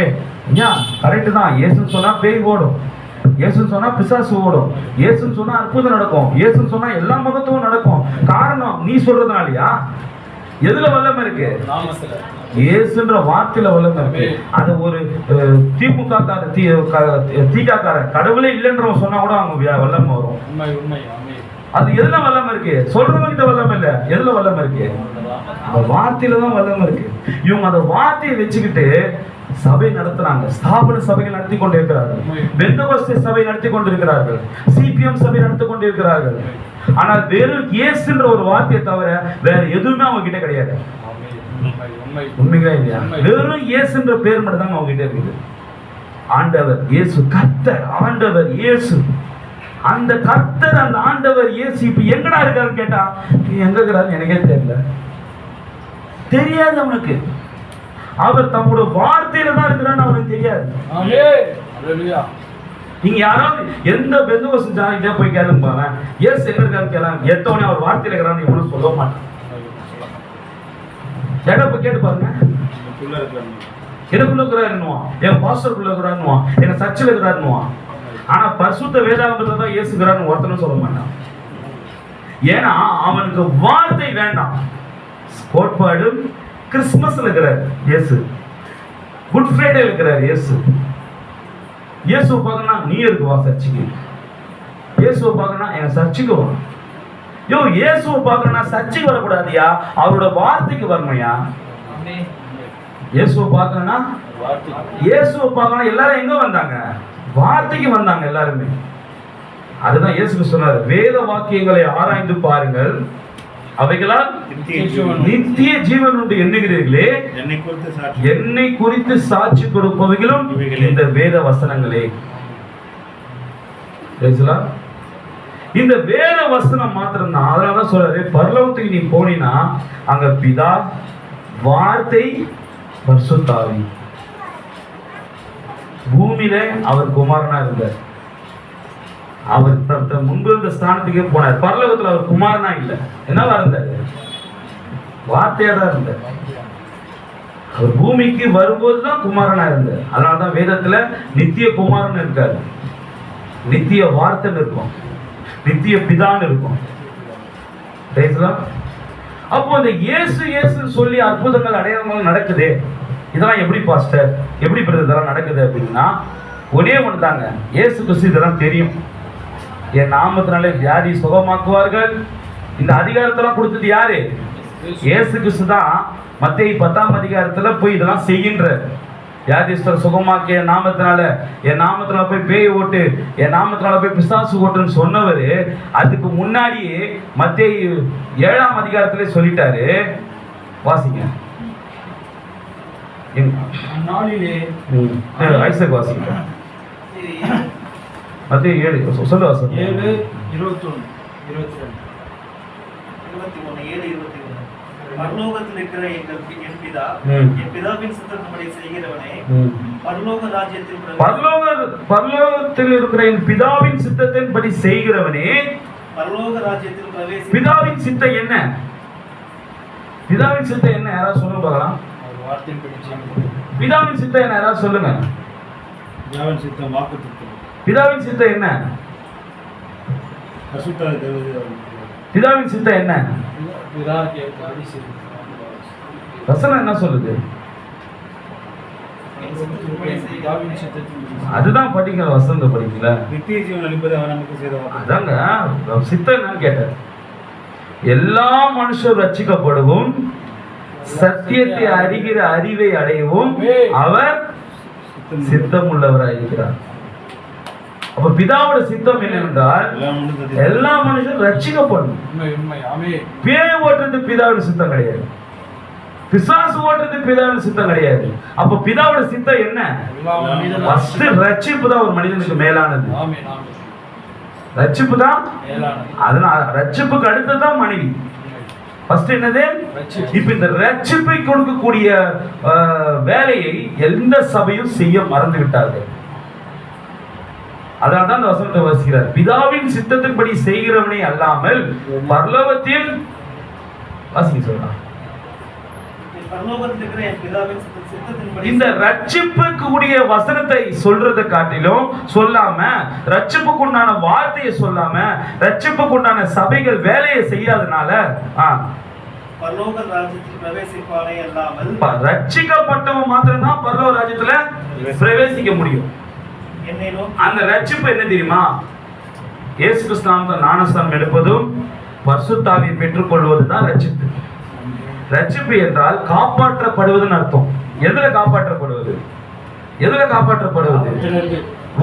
உன் பாவத்திலிருந்து உன் ஆத்துமா பாதாளத்துக்கு போவதை காப்பாற்றி உன் ஆத்துமாவை இயேசு கிறிஸ்து ரத்தத்தால கழுவப்பட்டு, இயேசு கிறிஸ்து அப்போஸ்தலர் 2:38 கழுவப்பட்டு அதை உன்னை பாதுகாத்து உன்னை எடுத்துட்டு பரலோகத்துக்கு கொண்டு போறாரு. பத்தியா? இதுக்கு பேர் தான் ரட்சிப்பு. ரட்சிப்பு என்றால் காப்பாற்றப்படுதல். உன் ஆத்துமாவை பாதாளத்துக்கு போகாதபடி என் ஆத்துமாவை பாதாளத்தில் விடீர். யார் சொன்னது? தாவீது. அப்போ உன் ஆத்துமா பாதாளத்துக்கு போகாத பட்சத்துல உனக்கு பதிலா ஒருத்தர் பாதாளத்துக்கு போகணும். புரியுதா? உன் ஸ்தானத்தை அவர் எடுத்துக்கொண்டார் இயேசு கிறிஸ்து. அப்போ உனக்காக இயேசு கிறிஸ்து தன் ரத்தத்தை கொண்டு ஜீவனை கொண்டு உனக்கு பதிலா ஒரு ஆத்துமா பாதாளத்துக்கு போச்சுன்னா, அப்ப அந்த இயேசு கிறிஸ்து பேரை நீ ஏற்றுக்கொண்டாதானே நீ அவருக்கு உனக்கு பதிலா அவர் போயிருக்க முடியும். புரியுதா நான் சொல்றது? உனக்காக இயேசு கிறிஸ்து பாதாளத்துக்கு போனான்னு சொன்னா ஒத்துப்பியா? ஒத்துக்கிறோம்.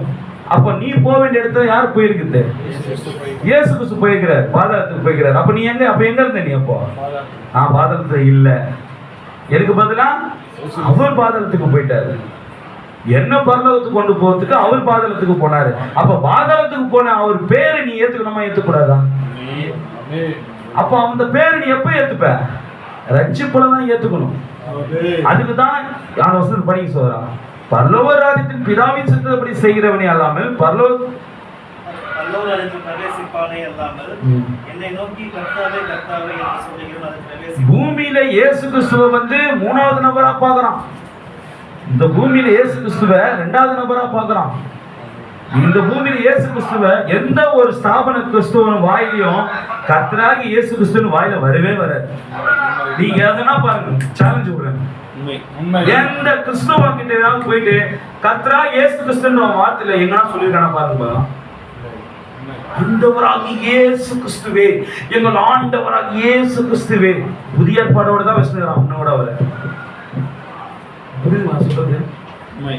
நீ கேள்விப்பட்டிருக்கீங்க இந்த ஸ்தாபனம் மாதிரி கர்த்தராகிய இயேசு கிறிஸ்துவே என்ன சொல்லி கேள்விப்பட்டிருக்கீங்களா? சொல்ல மாட்டாங்க.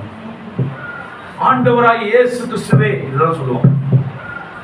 ஆண்டவரே, எங்கள் ஆண்டவர் இப்போது நமக்கு விடுதலை தருகிறவராய் இருக்கிறார். எங்கும் ஆண்டவன் கேட்டா எங்க வச்சுக்கோ மூஞ்ச.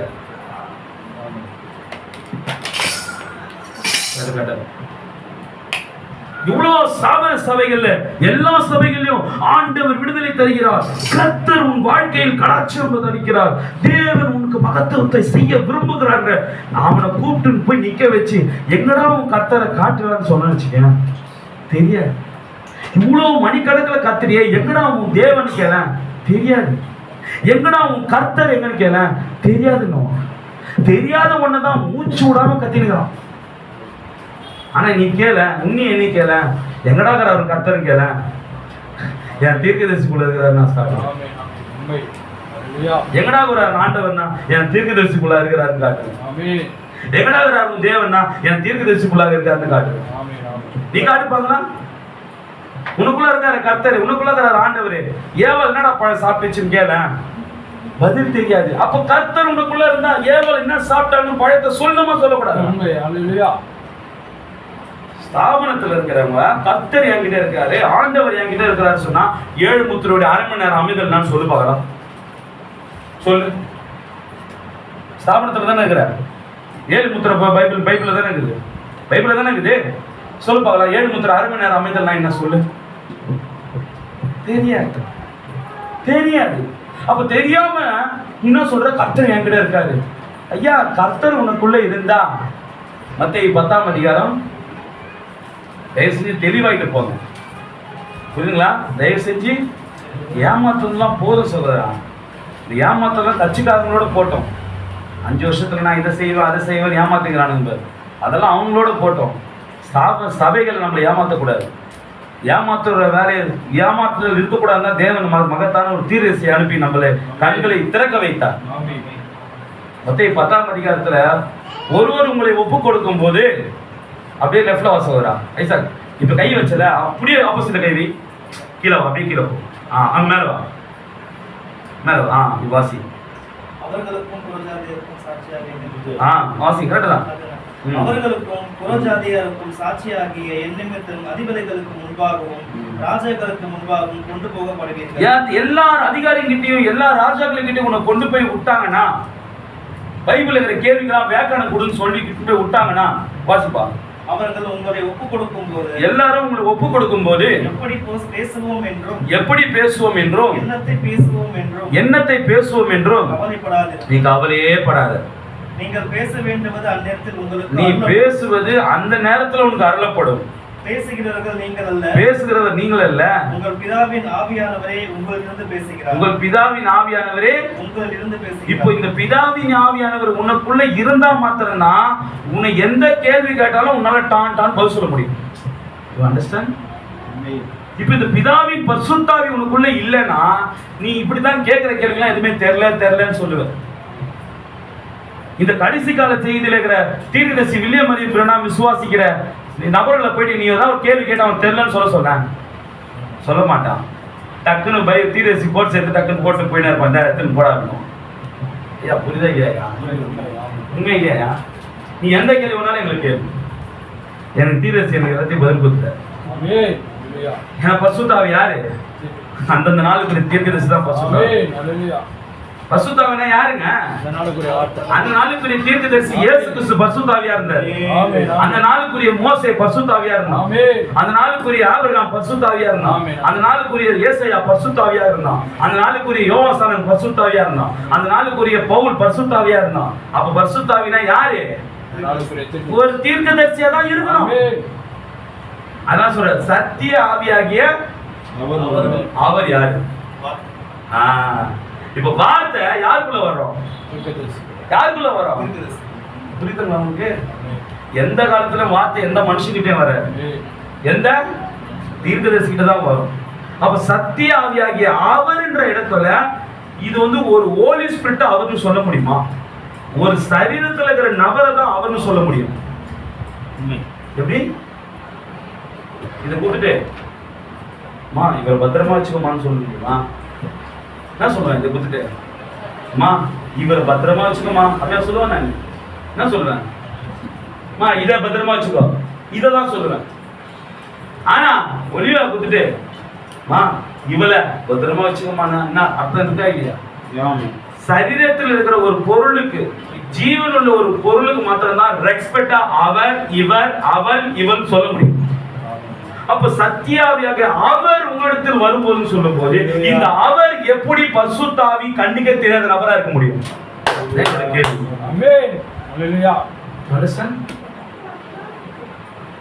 உங்களுக்கு புரியுதுங்களா சார்? சத்தியாவியாகிய அவர், அவர் என்ற மீனிங்க்கு ஒரு பர்சனை தான் குறிக்குது. அப்ப அந்த பர்சன் யாரு? அந்த பர்சன் தான் அந்த நாளுக்குரிய ப்ராஃபட், அந்த நாளுக்குரிய தீர்க்கதரிசியை தான் சத்திய ஆவின்னு சொல்லப்படுது. அந்த தீர்க்கதரிசி நம்மள போல மனுஷனா தான் பிறப்பாரு, ஆனா விசேஷமான அவர்கிட்ட ஒரு ஆவி இருக்கும், அதுதான் பரிசுத்த ஆவி. தேவனே அவங்களோட டைரக்டா பேசுவார். எல்லா சபை ஸ்தாபனங்களும் என்கிட்ட தேவன் இருக்கிறார் தேவன் இருக்கிறார். ஏன் உன்னால 7 முத்திரை எடுத்து பேச முடியல?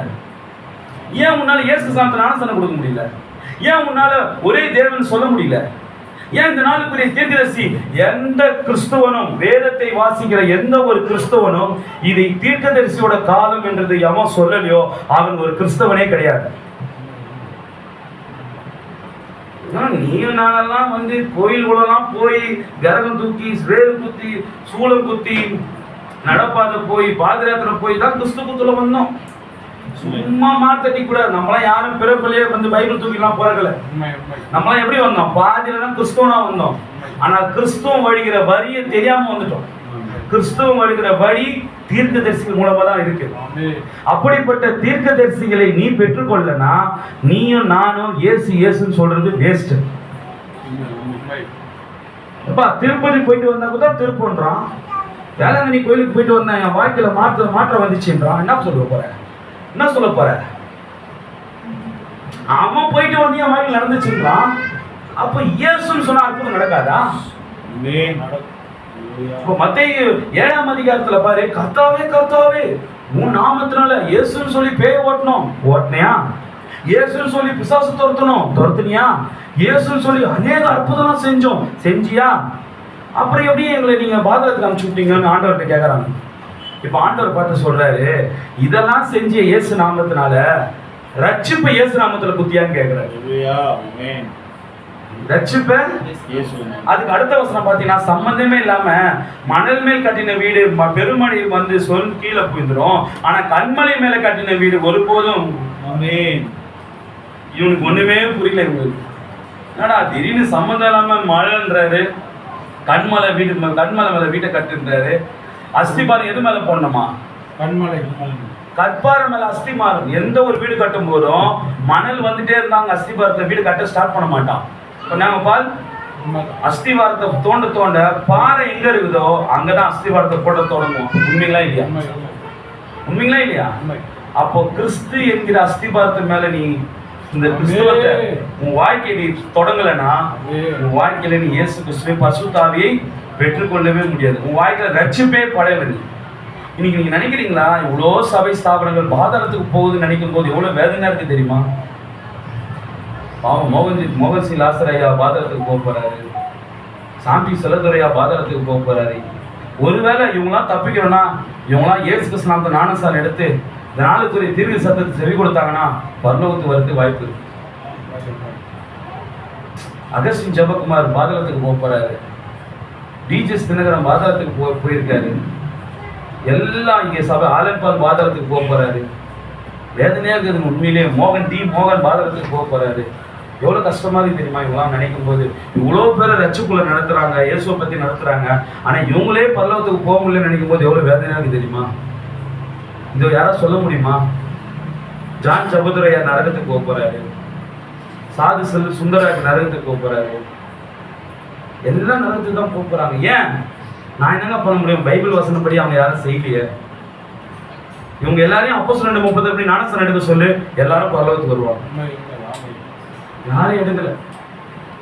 இவங்க எல்லாரையும் பிரணாம் வில்லியம் மரி பிரணாம திருச்சி ஏத்துக்க சொல்லு பார்க்கலாம், ஏத்துக்க மாட்டாங்க. வேற என்ன பண்ற? அப்ப பாதாளத்துக்கு தான் போய் ஆகும். வசனம் சொல்லுதுங்க, நான் சொல்லலைங்க. அப்போஸ்தலர் 2:30 படி எந்த ஒரு நபர் இயேசு கிறிஸ்து நாமத்தில் ஞானஸ்நானம் எடுக்கலையோ அவங்க பாவம் பூமியில மன்னிக்கப்படாது. பூமியில் ஒரு மனிதனுடைய பாவம் மன்னிக்கப்பட்டால் தான் அவன் ஆத்துமா எங்க போவாரு? நரகத்துக்கு போவாது. அப்ப இவங்க எல்லாருமே பிதா குமாரன் நாமத்தை ஞானஸ்நானம் எடுத்துட்டாங்க. ஞானஸ்நானம் எடுத்ததுனால பாரு, இவங்க 6 ஆத்துமாவும் பரலோகத்துக்கு வரவே வர. இதெல்லாம் எவ்வளவு பாக்கியம் பண்ணிருக்க தெரியுமா? இயேசு கிறிஸ்து நாமத்துல பேய் ஓட்டிட்டு அற்புதம்லாம் வாங்கிட்டு கடைசியா இயேசு கிறிஸ்து ஞானஸ்நானம் எடுத்துட்டு நீ தப்பிச்சுக்கிட்டீங்க. நீங்களாம் எப்படி? நீங்களாம் தப்பிச்சுக்கிட்டீங்க. நோவா போல தேவன் ஒரு தீர்க்கதரிசி உங்களுக்கு கொடுத்துட்டார். மோசேயை போல தீர்க்கதரிசி நீ பார்த்துட்ட, ஏசாயாவை போல தீர்க்கதரிசி நீ பார்த்துட்ட, யோனாவை போல தீர்க்கதரிசி நீ பார்த்துட்ட, யோவானை போல ஒரு தீர்க்கதரிசி நீ பார்த்துட்ட, பவுலை போல ஒரு தீர்க்கதரிசி நீ பார்த்துட்ட. இவங்க யாருமே தீர்க்கதரிசியே பார்க்காம பைபிள்ல இருக்கிற தீர்க்கதரிசியை மட்டும் தான் பேசுறாங்க தவிர இன்னைக்கு நடைமுறையில தீர்க்கதரிசி வந்திருக்காரு, அதை பார்க்க தவறிட்டாங்க. வேதத்தோட தான் பேசுறேன். அன்னைக்கு மோசே பத்தி சத்தத்துக்கு கேட்காது. மோசே தீர்க்கதரிசி பத்தி பேசலன்னா நீ கானானுக்கு போயிருக்க முடியுமா? நோவா தீர்க்கதரிசி சத்தத்துக்கு செவி கொடுக்கலன்னா எங்க போயிருப்பாங்க? செவி கொடுத்தா எங்க போயிருப்பாங்க? அப்ப தேவனுக்கு செவி கொடுக்கலையா, நோவாவுக்கு செவி கொடுக்கலையா? நோவாக்குள்ள இருந்த தேவனுக்கு செவி கொடுக்கல. மோசேக்கு செவி கொடுக்கலையா, தேவனுக்கு செவி கொடுக்கலையா? மோசேக்குள்ள இருந்த தேவனுக்கு செவி கொடுக்கல. யோவான் ஸ்நானனுக்கு செவி கொடுக்கலையா, இல்ல தேவனுக்கு செவி கொடுக்கலையா? யோவான் ஸ்நானனுக்குள்ள இருந்த தேவனுக்கு செவி கொடுக்கல. எலியாவுக்கு செவி கொடுக்கலையா, இல்ல தேவனுக்கு செவி கொடுக்கலையா?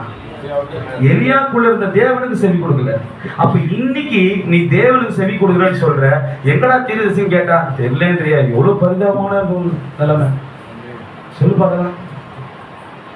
நீ பாதியில கிறிஸ்துவனா வந்துட்டு நீ பைபிளுடைய அடிப்படையே தெரிய ஆதி முதலாய் அப்படி இருக்கலையே. புதுசாக நீ சொல்றது நான் கண்ணை மூடி ஜெபம் பண்ண ஆண்டவர் என்ன பேசுவாரு. வேதத்துல அப்படி எங்கேயுமே இல்லையே சகோதரா. ஆதி முதலாய் அப்படி இல்லையே. எபிரேயர் 1ஆம் அதிகாரம் 1ஆம் வசனம். இன்னொரு 10 நிமிஷம். பூர்வ காலங்களில் அதாவது ஆதி முதலாய் அப்படி பூர்வ காலங்களில் ஆதி முதலாய் பங்கு பங்காகவும் வகை வகையாகவும் தீர்க்கதரிசிகள் மூலமாய் பிதாக்களுக்கு திருவுளம் பற்றின தேவன் இந்த கடைசி நாட்களில் குமாரன் மூலமாய். இந்த குமாரன் தான் யாருன்னு எனக்கு தெரியல. இந்த குமாரன் தான் இன்னைக்கு யாருன்னு ஜனங்களுக்கு தெரியல. பழைய ஏற்பாடு காலத்துல யெகோவா தேவனா வெளிப்பட்ட தேவன் இன்றைக்கு இயேசு கிறிஸ்துவா வெளிப்படுறாரு. அவ்வளவுதான் வித்தியாசம். எப்படி? பழைய ஏற்பாடு காலத்துல மோசே மூலமா யெகோவா தேவன் வெளிப்பட்டார். யோவான் ஸ்நானன் மூலமா யெகோவா தேவன் வெளிப்பட்டார். ஆனா இயேசு பவுல் மூலமா தான் இயேசு வெளிப்பட்டார். குமாரன் மூலமா தான் பவுல் கிட்ட காட்சி அளித்தார். பவுல் கிட்ட காட்சி அளித்து என்ன சொன்னாரு? நீ துன்பப்படுத்துகிற இயேசு நானே. ஏழைன்னு சொல்லல, யெகோவான்னு சொல்லல, கர்த்தர்னு சொல்லல. என்ன சொன்னாரு? நான் இயேசுன்னு சொன்னார். ஏன்னா அவர் குமாரன் மூலமாய் வெளிப்படுறார். குமாரன் இயேசு மூலமா தான் இன்னைக்கு எல்லார்கிட்ட வெளிப்படுறாரு. ஆனா வெளிப்படுறாரு, அவரோட வழியை யாருக்காக மாத்திக்க மாட்டார். அவரோட வழி யாரு? தீர்க்கதரிசி தான். அப்ப தீர்க்கதரிசி இல்லாம நீ இயேசு இயேசுன்னு சொன்னா என்னங்க பண்ண முடியும்? சொல்லு சகோதரா, என்னங்க பண்ண முடியும்? வாழ்க்கையில அற்புதம் நடந்தது உண்மைதான். வியாதி சுகமாச்சு உண்மைதான். அது எல்லாம் எந்த ஒரு சபை ஸ்தாபன பாஸ்டரும் கொடுக்கல. இன்னைக்கும் பாருங்க, இவ்வளவு பேர் சொன்ன ஸ்தாபன பாஸ்டருங்க, அவங்க எல்லாருமே இப்பவும் மனம் மாறினாங்கன்னா, ஆதி முதலா இருந்தது போல ஒரு தீர்க்கதரிசி பக்கமா வந்தாங்கன்னா, வேதத்தின் அடிப்படையில் இயேசு கிறிஸ்து ஞானஸ்நானம் எடுத்தாங்கன்னா, மோகன் சி லாசர் ஐயாவுக்கும் சரி, ஆனந்த் பாலுக்கும் சரி, மோகன் ஏஎஃப்டி பாஸ்டர் சாம்பி செலதுரைக்கும் சரி, எல்லாருக்குமே ஜான் ஜபதாக்கு எல்லாருக்குமே ரட்சிப்பு இருக்குதுங்க. இருக்குதா இல்லையா? எப்போதமா ரட்சிப்பு? வார்த்தையின் பக்கம் வரும்போது தான் ரட்சிப்பு. தீர்க்கதரிசி சத்தத்துக்கு செவி கொடுக்கும் போது தான் ரட்சிப்பு. ஆனா இவங்க செவி கொடுப்பாங்களா? கொடுக்க மாட்டாங்க. ஏன் தெரியுமா? இன்னைக்கும் டிஜிஎஸ் தினகருக்கு பிரணாம் யாருன்னு தெரியுங்க, ஆனா மறைச்சார் இல்லையா சோரா? உங்களுக்கு ஒரு விஷயம் சொல்லிட்டா, டிஜிஎஸ் தினகரன் ஐயா இயேசு கிறிஸ்து ஞானஸ்நானம் எடுத்தார் தெரியுமா? அவரோட குருநாதர் யார் தெரியுமா? யாரு? டிஜிஎஸ் குருநாதர் யாரு சொல்லுங்க? சொல்லு சார். பாலாசர் லாரி. பாலாசர் லாரி குருநாதர் யார் தெரியுமா? தெரிஞ்சுங்க, நம்ம தலைவர் தான். பாலாசருடைய குருநாதர் யார் தெரியுமா? நம்ம தீர்க்கதரிசி வில்லியம் மரி பிரணாம் தான். பாலாசருடைய ஞானஸ்நானம் கொடுத்ததே தலைவர் நம்ம ஐயா தான், தீர்க்கதரிசி வில்லியம் மரி பிரணாம் தான். தேவன் அவர் சொப்பனத்தில் அவர்கிட்ட பேசி, நீ அமெரிக்காவுக்கு புறப்பட்டு போ, அங்கே ஒரு தேவனுடைய தீர்க்கதரிசி ஒருத்தர் இருக்காரு, நீ அவரை போய் பாருனார். அவர் போய் பார்த்து பாலாசர் லாரியா 50 காலகட்டத்தில் அவரை போய் சந்திச்சு, அவரை போய் பார்த்து அவர்கிட்ட ஞானஸ்தானம் எடுத்து பசுத்தாவை பெற்றுக்கொண்டு தீர சொன்னார், நீ போ, இந்தியாவுக்கு ஒரு ஊழியம் இருக்குன்னு தீர்வு சொன்னார். இந்தியாவுக்கு வந்து ஒரு ஊழியத்தை பண்ண ஆரம்பிச்சார். இந்தியாவில் ஊழியம் பண்ண ஆரம்பிச்சதுனால தான் திருநெல்வேலியில் இன்னைக்கும் அநேக கிறிஸ்தவ சபைகள் இருக்கு. சாத்தான் குளம் அநேக திருநெல்வேலியில் நிறைய கிறிஸ்தவங்களை மாத்தினதே பாலாசர் லாரியா தான். அதே பாலாசர் லாரியா சென்னைக்கு வந்து பீச்சில் கூட்டம் போட்டாரு. அப்போ இயேசு கிறிஸ்து மாறாதவரே மாறாதவரே அந்த பாட்டு பாடுவாராம். திருவல்லிக்கேணியில இருந்து பிசாசு ஓடியாகும். ஏன் தெரியுமா? மகத்தான தீர்க்கதரிசி கையால் ஞானஸ்தானம் எடுத்தவர், வில்லியம் மரி பிரணாம் கையால் ஞானஸ்தானம் எடுத்தவர், தீர்க்கதரிசி சத்தத்துக்கு செவி கொடுத்தவர். அந்த பாலாசர் லாரியோட சிஷியப்புல தான் டிஜிஎஸ் தினகரன். பாலாசர் லாரி இயேசு கிறிஸ்து ஞானஸ்தானம் எடுத்தார். டிஜிஎஸ் தினகரன் இயேசு கிறிஸ்து ஞானஸ்தானம் எடுத்தார். மோகன் சி லாசர் மறைமுகமா இயேசு கிறிஸ்து ஞானஸ்தானம் எடுத்தார். ஆனா இவங்க சபைக்கு போதிச்சது எந்த நாமத்து ஞானஸ்தானம்? பிதாகுமார் நாமத்து ஞானஸ்தானம். இவங்க எடுத்ததுனால வருவாங்க நினைக்காத, நீ செய்யாம இருப்பதுனாலே வரமாட்டேன். இல்லையா? ஏன்னா ஆதி முதல்ல அப்படி இல்லை. நமக்கு ஆதி எது? அப்போஸ்தலர் ஊழியம் தான் நமக்கு ஆதி. அப்போஸ்தலர் ஊழியத்துல ஆதி முதல்ல அப்போஸ்தலர் 2:38 ஞானஸ்தானம் கொடுத்தாங்க. தயவுசெய்து பிரியமான சகோதர சகோதரிகளே, நீங்கள் ஆதிக்கு எப்போதும் திரும்பும் போது நமக்கு அப்போஸ்தலர்கள் தான் நம்மளுக்கு முதலாவது கிறிஸ்தவர்கள். எப்படி? அப்போஸ்தலர்கள் தான் நம்மளுக்கு முதலாவது கிறிஸ்தவர்கள். நீங்க ஆதி அப்போஸ்தலர் 16ஆம் அதிகாரத்துல பாத்தீங்கன்னா, அது முதல் அவர்களுக்கு கிறிஸ்தவர்கள் என்று பெயர் வைக்கப்பட்டது. கிறிஸ்தவர்கள் என்று அவர்கள் கிறிஸ்தவர்கள் ஆனார்கள். இன்னைக்கு நம்மளும் கிறிஸ்தவனா இருந்தா நீயும் அந்த பழைய அப்போஸ்தலர் நடவடிக்கைகள் பக்கமா நீ திரும்பணும். அப்படி திரும்பும் போதுதான் அப்போஸ்தலர் 2:38 ஞானஸ்தானம் எடுத்தார். தேவன் ஒருவரே. இதனால குறித்து தீர்க்கதரிசி வில்லியம் மரி பிரணாம் தெரியும்.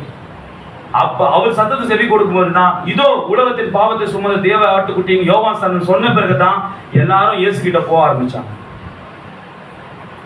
மோசே இதோ கானதேசத்துக்கு வாங்கன்னு சொல்லும் போதுதான் எல்லாரும் மோசே நம்பி பின்னாடி வந்தாங்க. இதோ யோபு நோவா சொன்னார், இந்த பேழைக்குள்ள வாங்கன்னு சொன்னதான் குடும்பம் மட்டும் வந்தது. இதோ எலியா சொன்னார், இஸ்ரவேலின் தேவனே தேவன், பாகால் தெய்வம் இல்லை சொன்னவனையும் அவ்வளவு பேர் எலியா நம்பி போனாங்க. யோனா இதோ இஸ்ரவேலின் தேவன் சொன்னவனையும் நினிவே பட்டணம் ரட்சிக்கப்பட்டாங்க. அப்ப இன்னைக்கும் உன்னை மனம் திரும்ப வைக்கணும், உன் பாவத்தை மன்னிக்கணும், இந்த நாளுக்குரிய தேவனை நீ பார்க்கணும்னா இந்த நாளுக்குரிய தீர சொல்றாரு, இதோ இதோ இயேசு கிறிஸ்து வார்த்தையில் இருக்கிறார். ஆதி முதலா வார்த்தையில் இருந்தார். 33 வருஷம் மனிதனாக இருந்தார். திரும்பவும் அவர் வார்த்தையா வந்து விட்டார். அந்த வார்த்தையாகிய தேவனை காண வேண்டும் என்றால் நீ தீர்க்கதரிசி பக்கம் வர வேண்டியதா இருக்கும். நீ தீர்க்கதரிசி கிட்ட வராம நீ சபையை நடத்தினாலும் சரி, எது நடத்தினாலும் சரி, நம்மளால பரலோகத்துக்கு போகவே முடியாது. புரியுதுங்களா? அதுக்காக அவங்க ஏத்துக்கலையே பிரதர், இவங்க ஏத்துக்கலையே பிரதர், தேவன் கவலையே பட மாட்டார். தேவனுக்கு எண்ணிக்கையில பிரியப்படுற தேவனே கிடையாது. அவர் 2-3 பேர் தானே வரன்ட்டார். நோவா பேழைக்குள்ளே வெறும் 8 பேர் தான் போனாங்க. 5 கண்ணி தான் அவர் எடுத்துன்னு போறாரு. வந்து எத்தனை கண்ணி எடுத்துன்னு போறாரு? 12 சிஷ்யர் தான் அவர்கிட்ட இருந்தாங்க. 3 பேர் சாத்திர பேச காப்பீட்டு 3 பேர் இருந்தோடனே அவர் வந்துட்டாரு. ஆபிரகாம் சாரா 2 பேர் ஒரு கூடாரத்துல எவ்வளவு வந்துட்டாரு. அதனால எண்ணிக்கையில் அவர் இருக்க எண்ணிக்கையில பிரியப்பட மாட்டாரு. நீயும் குடும்பம் இருந்தாலே அவங்க கிட்ட வந்துடுவார். நீ உத்தமமா இந்த நாளுக்குரிய தீர்க்கதரிசி நீ அடையாளம் கண்டு கொண்டாலே போதும், அந்த தீர்க்கதரிசி உங்களுக்கு இயேசு பக்கமா வழி நடத்துவார். ஏன்னா ஆதி முதலாய் அப்படிதான் இருந்தது, இன்னைக்கும் அதே தான். அவர் நேற்றும் இன்றும் என்றும் மாறாத தேவன், கர்த்தராகிய இயேசு கிறிஸ்து வார்த்தையாகிய தேவன். அந்த தேவனை, வார்த்தையாகிய தேவனை காண வேண்டும் என்றால் இந்த நாளுக்கு ஒரு தீர்க்கதரிசி 1600 செய்தி பேசியிருக்காரு. அந்த 1600 செய்தி தான் தேவன். பிரணாம் தேவன் அல்ல. யாரு? பிரணாம் தேவன் அல்ல, செய்தி தான் தேவன், வார்த்தை தான் தேவன். புரியுதுங்களா? நீங்க இன்னைக்கு இந்த நாளுக்குரிய தேவனை பார்க்கணும்னா இந்த நாளுக்குரிய தீர்க்கதரிசிகிட்ட வரணும். அதை விட்டு நீ வெண்டிகா சர்ச்சுக்கு போனா இந்த நாளுக்குரிய வார்த்தையை பார்க்க முடியுமா? அவன் பழைய ஏற்பாடு புதிய ஏற்பாடு தான் காமிச்சுட்டு இருப்பான். அவங்ககிட்ட இதை வச்சே நான் காட்டிட்டு இருப்பான். இப்போ இது என்ன ஆயிடுச்சு? புதிய ஏற்பாடு வந்தோடனே பழைய ஏற்பாடு நேரா மாறிடுச்சு. இன்னைக்கு இந்த நாளுக்குரிய செய்தி வந்தோடனே பழைய ஏற்பாடு புதிய ஏற்பாடு இன்னைக்கு நேரா மாறிடுச்சு. நிஜம் இருந்தால் தான் நிழல் இருக்கும். அப்ப இந்த நாளுக்குரிய செய்தி தான் நிஜம். இது இன்னைக்கு சரித்திரமா மாறி போச்சு. 2000 வருஷம் முன்னாடி வந்த இயேசு கிறிஸ்து எப்படி வந்தார்னு இயேசு கிறிஸ்து அடையாளம் கண்டதுக்கு இதை படிக்கலாம். ஆனா இன்னைக்கு எப்படி இயேசு கிறிஸ்து வர போறாருன்னு இதை படிக்கலாம். ஆனா எங்க இருக்கிறான்றதுக்கு இதை படிச்சா தெரியாது. புரியுதுங்களா? இயேசு கிறிஸ்து எப்படி வர போறாரு இதை பார்த்து தெரிஞ்சுக்கலாம். இயேசு கிறிஸ்து எப்படி இருப்பாரு இதை பார்த்து தெரிஞ்சுக்கலாம். ஆனா இன்னைக்கு எங்க இருக்கிறாருன்னு கேட்டா இதை படிச்சாதான் நீ தெரியும். புரியுதுங்களா? இந்த நாளுக்குரிய செய்தியை படி இயேசு கிறிஸ்து எங்க இருக்காருன்னு கண்டுபிடி. அந்த இயேசு கிறிஸ்து போய் புடிச்சுக்கோ, உன் வாழ்க்கை கண்டிப்பா உன்னை பரலத்துக்கு கொண்டு போவார். நாளைக்கு தேவன் நமக்கு வார்த்தையை கொடுத்தபடியா தேவனுக்கு நன்றி செலுத்துவோம். வார்த்தை கேட்ட ஒவ்வொரு சகோதரர்களும் கர்த்தராகிய இயேசு கிறிஸ்துவாக வாழ்க்கையை ஆசீர்வதிக்கிறேன். நாம் கடைசியாக நம் மத்தியில் இருக்கிற சகோதரர் பாஸ்டர் பாலை முன்பாக அழைத்து ஒரு பாடலை பாடி ஆற்றுக்கால் கொடுத்து கடைசி ஜபத்தை ஏறெடுப்பார்.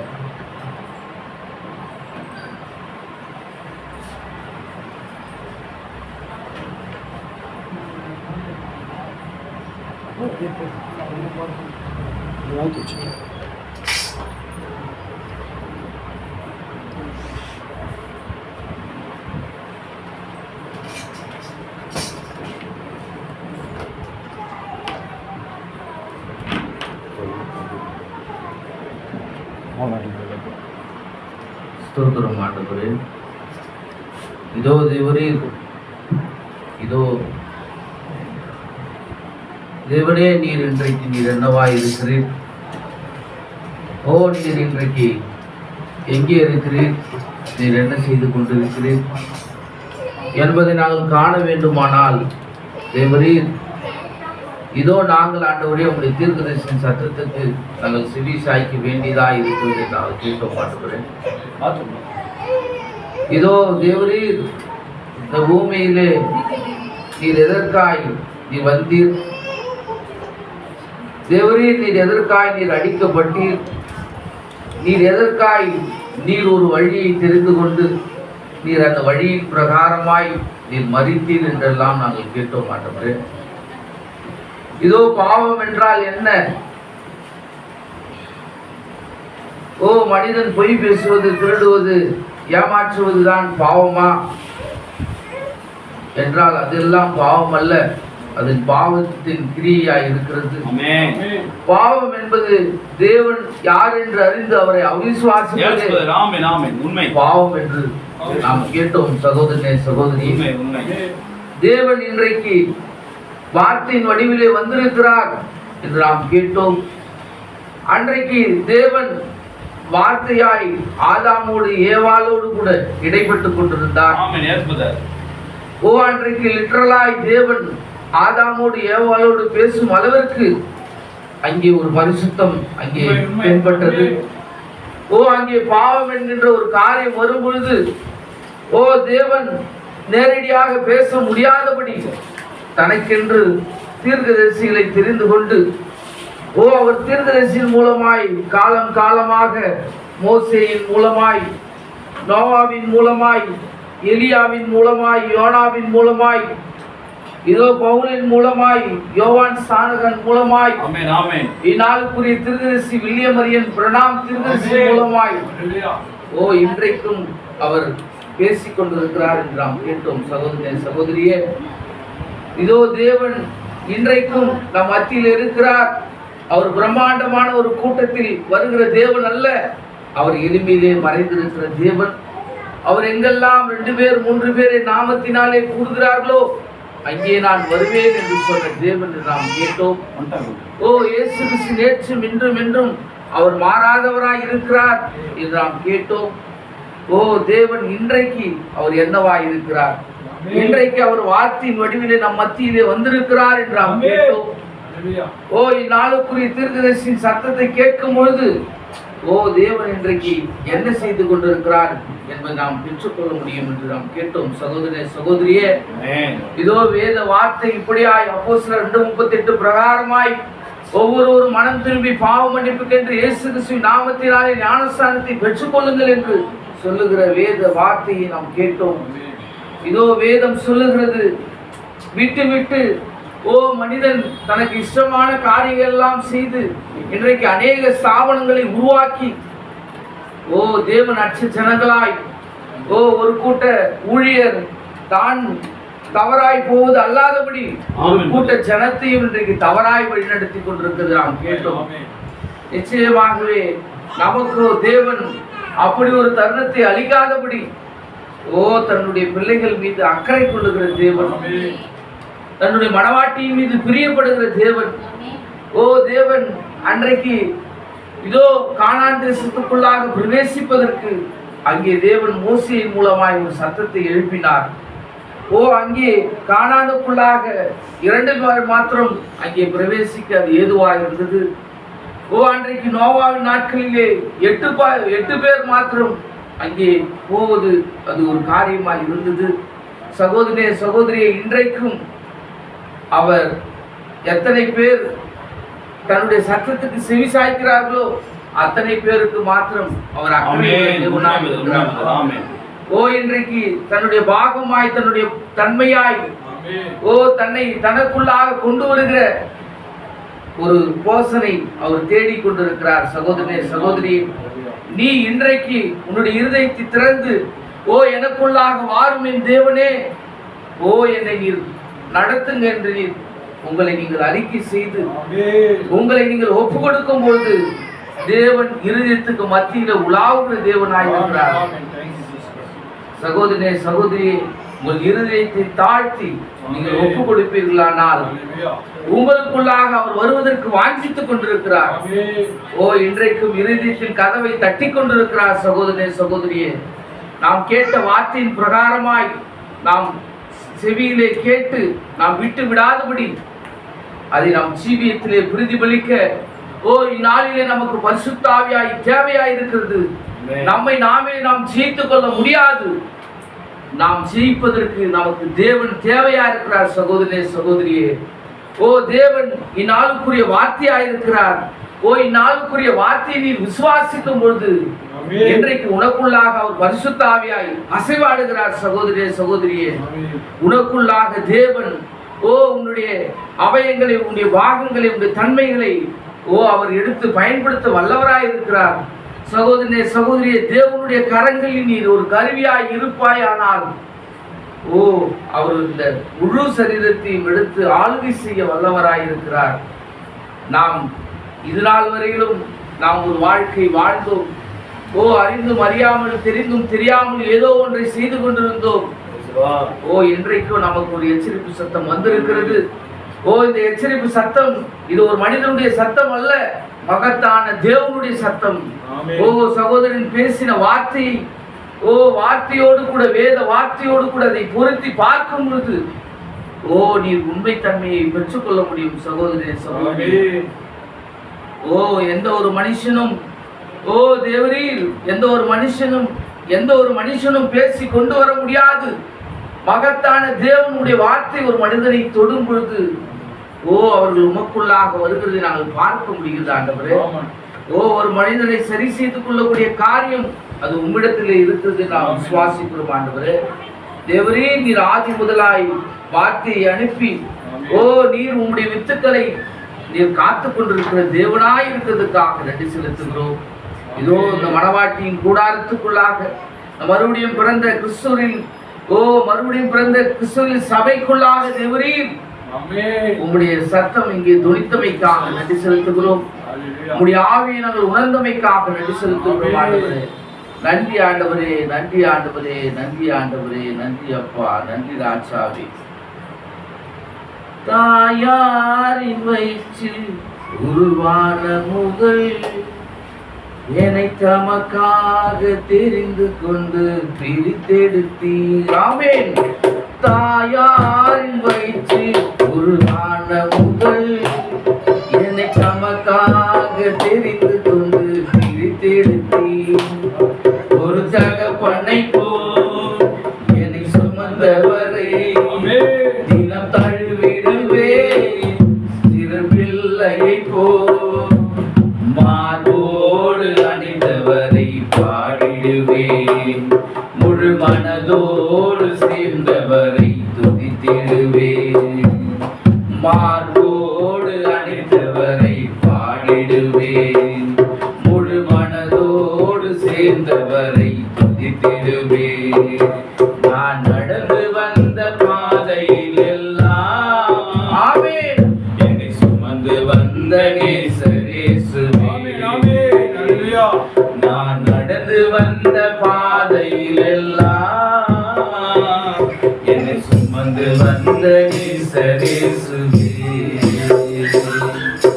கடந்த கால பாவங்கள் எல்லாம் தொடும் பொருசில் சுமந்து தீர்த்த நேசரே. ஆமென். கடந்த கால பாவங்கள் எல்லாம்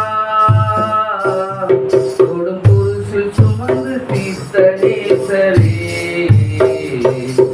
நான் நடந்து வந்த பாதையில் எல்லாம் என்னை சுமந்து வந்த நேசரேசுவே. நான் நடந்து வந்த பாதையில் எல்லாம் என்னை சுமந்து வந்த நேசரேசுவே. வழி மாறி ஓடி ஒரு ஓடத்திலே கொஞ்சம் இளைப்பாற நினைத்தேன் அடித்தளத்திலே. வழி மாறி ஓடி ஒரு ஓடத்திலே கொஞ்சம் இளைப்பாற நினைத்தேன் அடித்தளத்திலே. வலக்கரம் கொடுத்து என்னை எடுத்து மீன் வயிற்றினிலும் தனியிடம் கொடுத்து அழியாது காத்தவரை பாடிடுவேன். பழி விலகாது மீட்டவரை துதித்திடுவேன். அழியாது காத்தவரை பாடிடுவேன். பழி விலகாது மீட்டவரை துதித்திடுவேன்.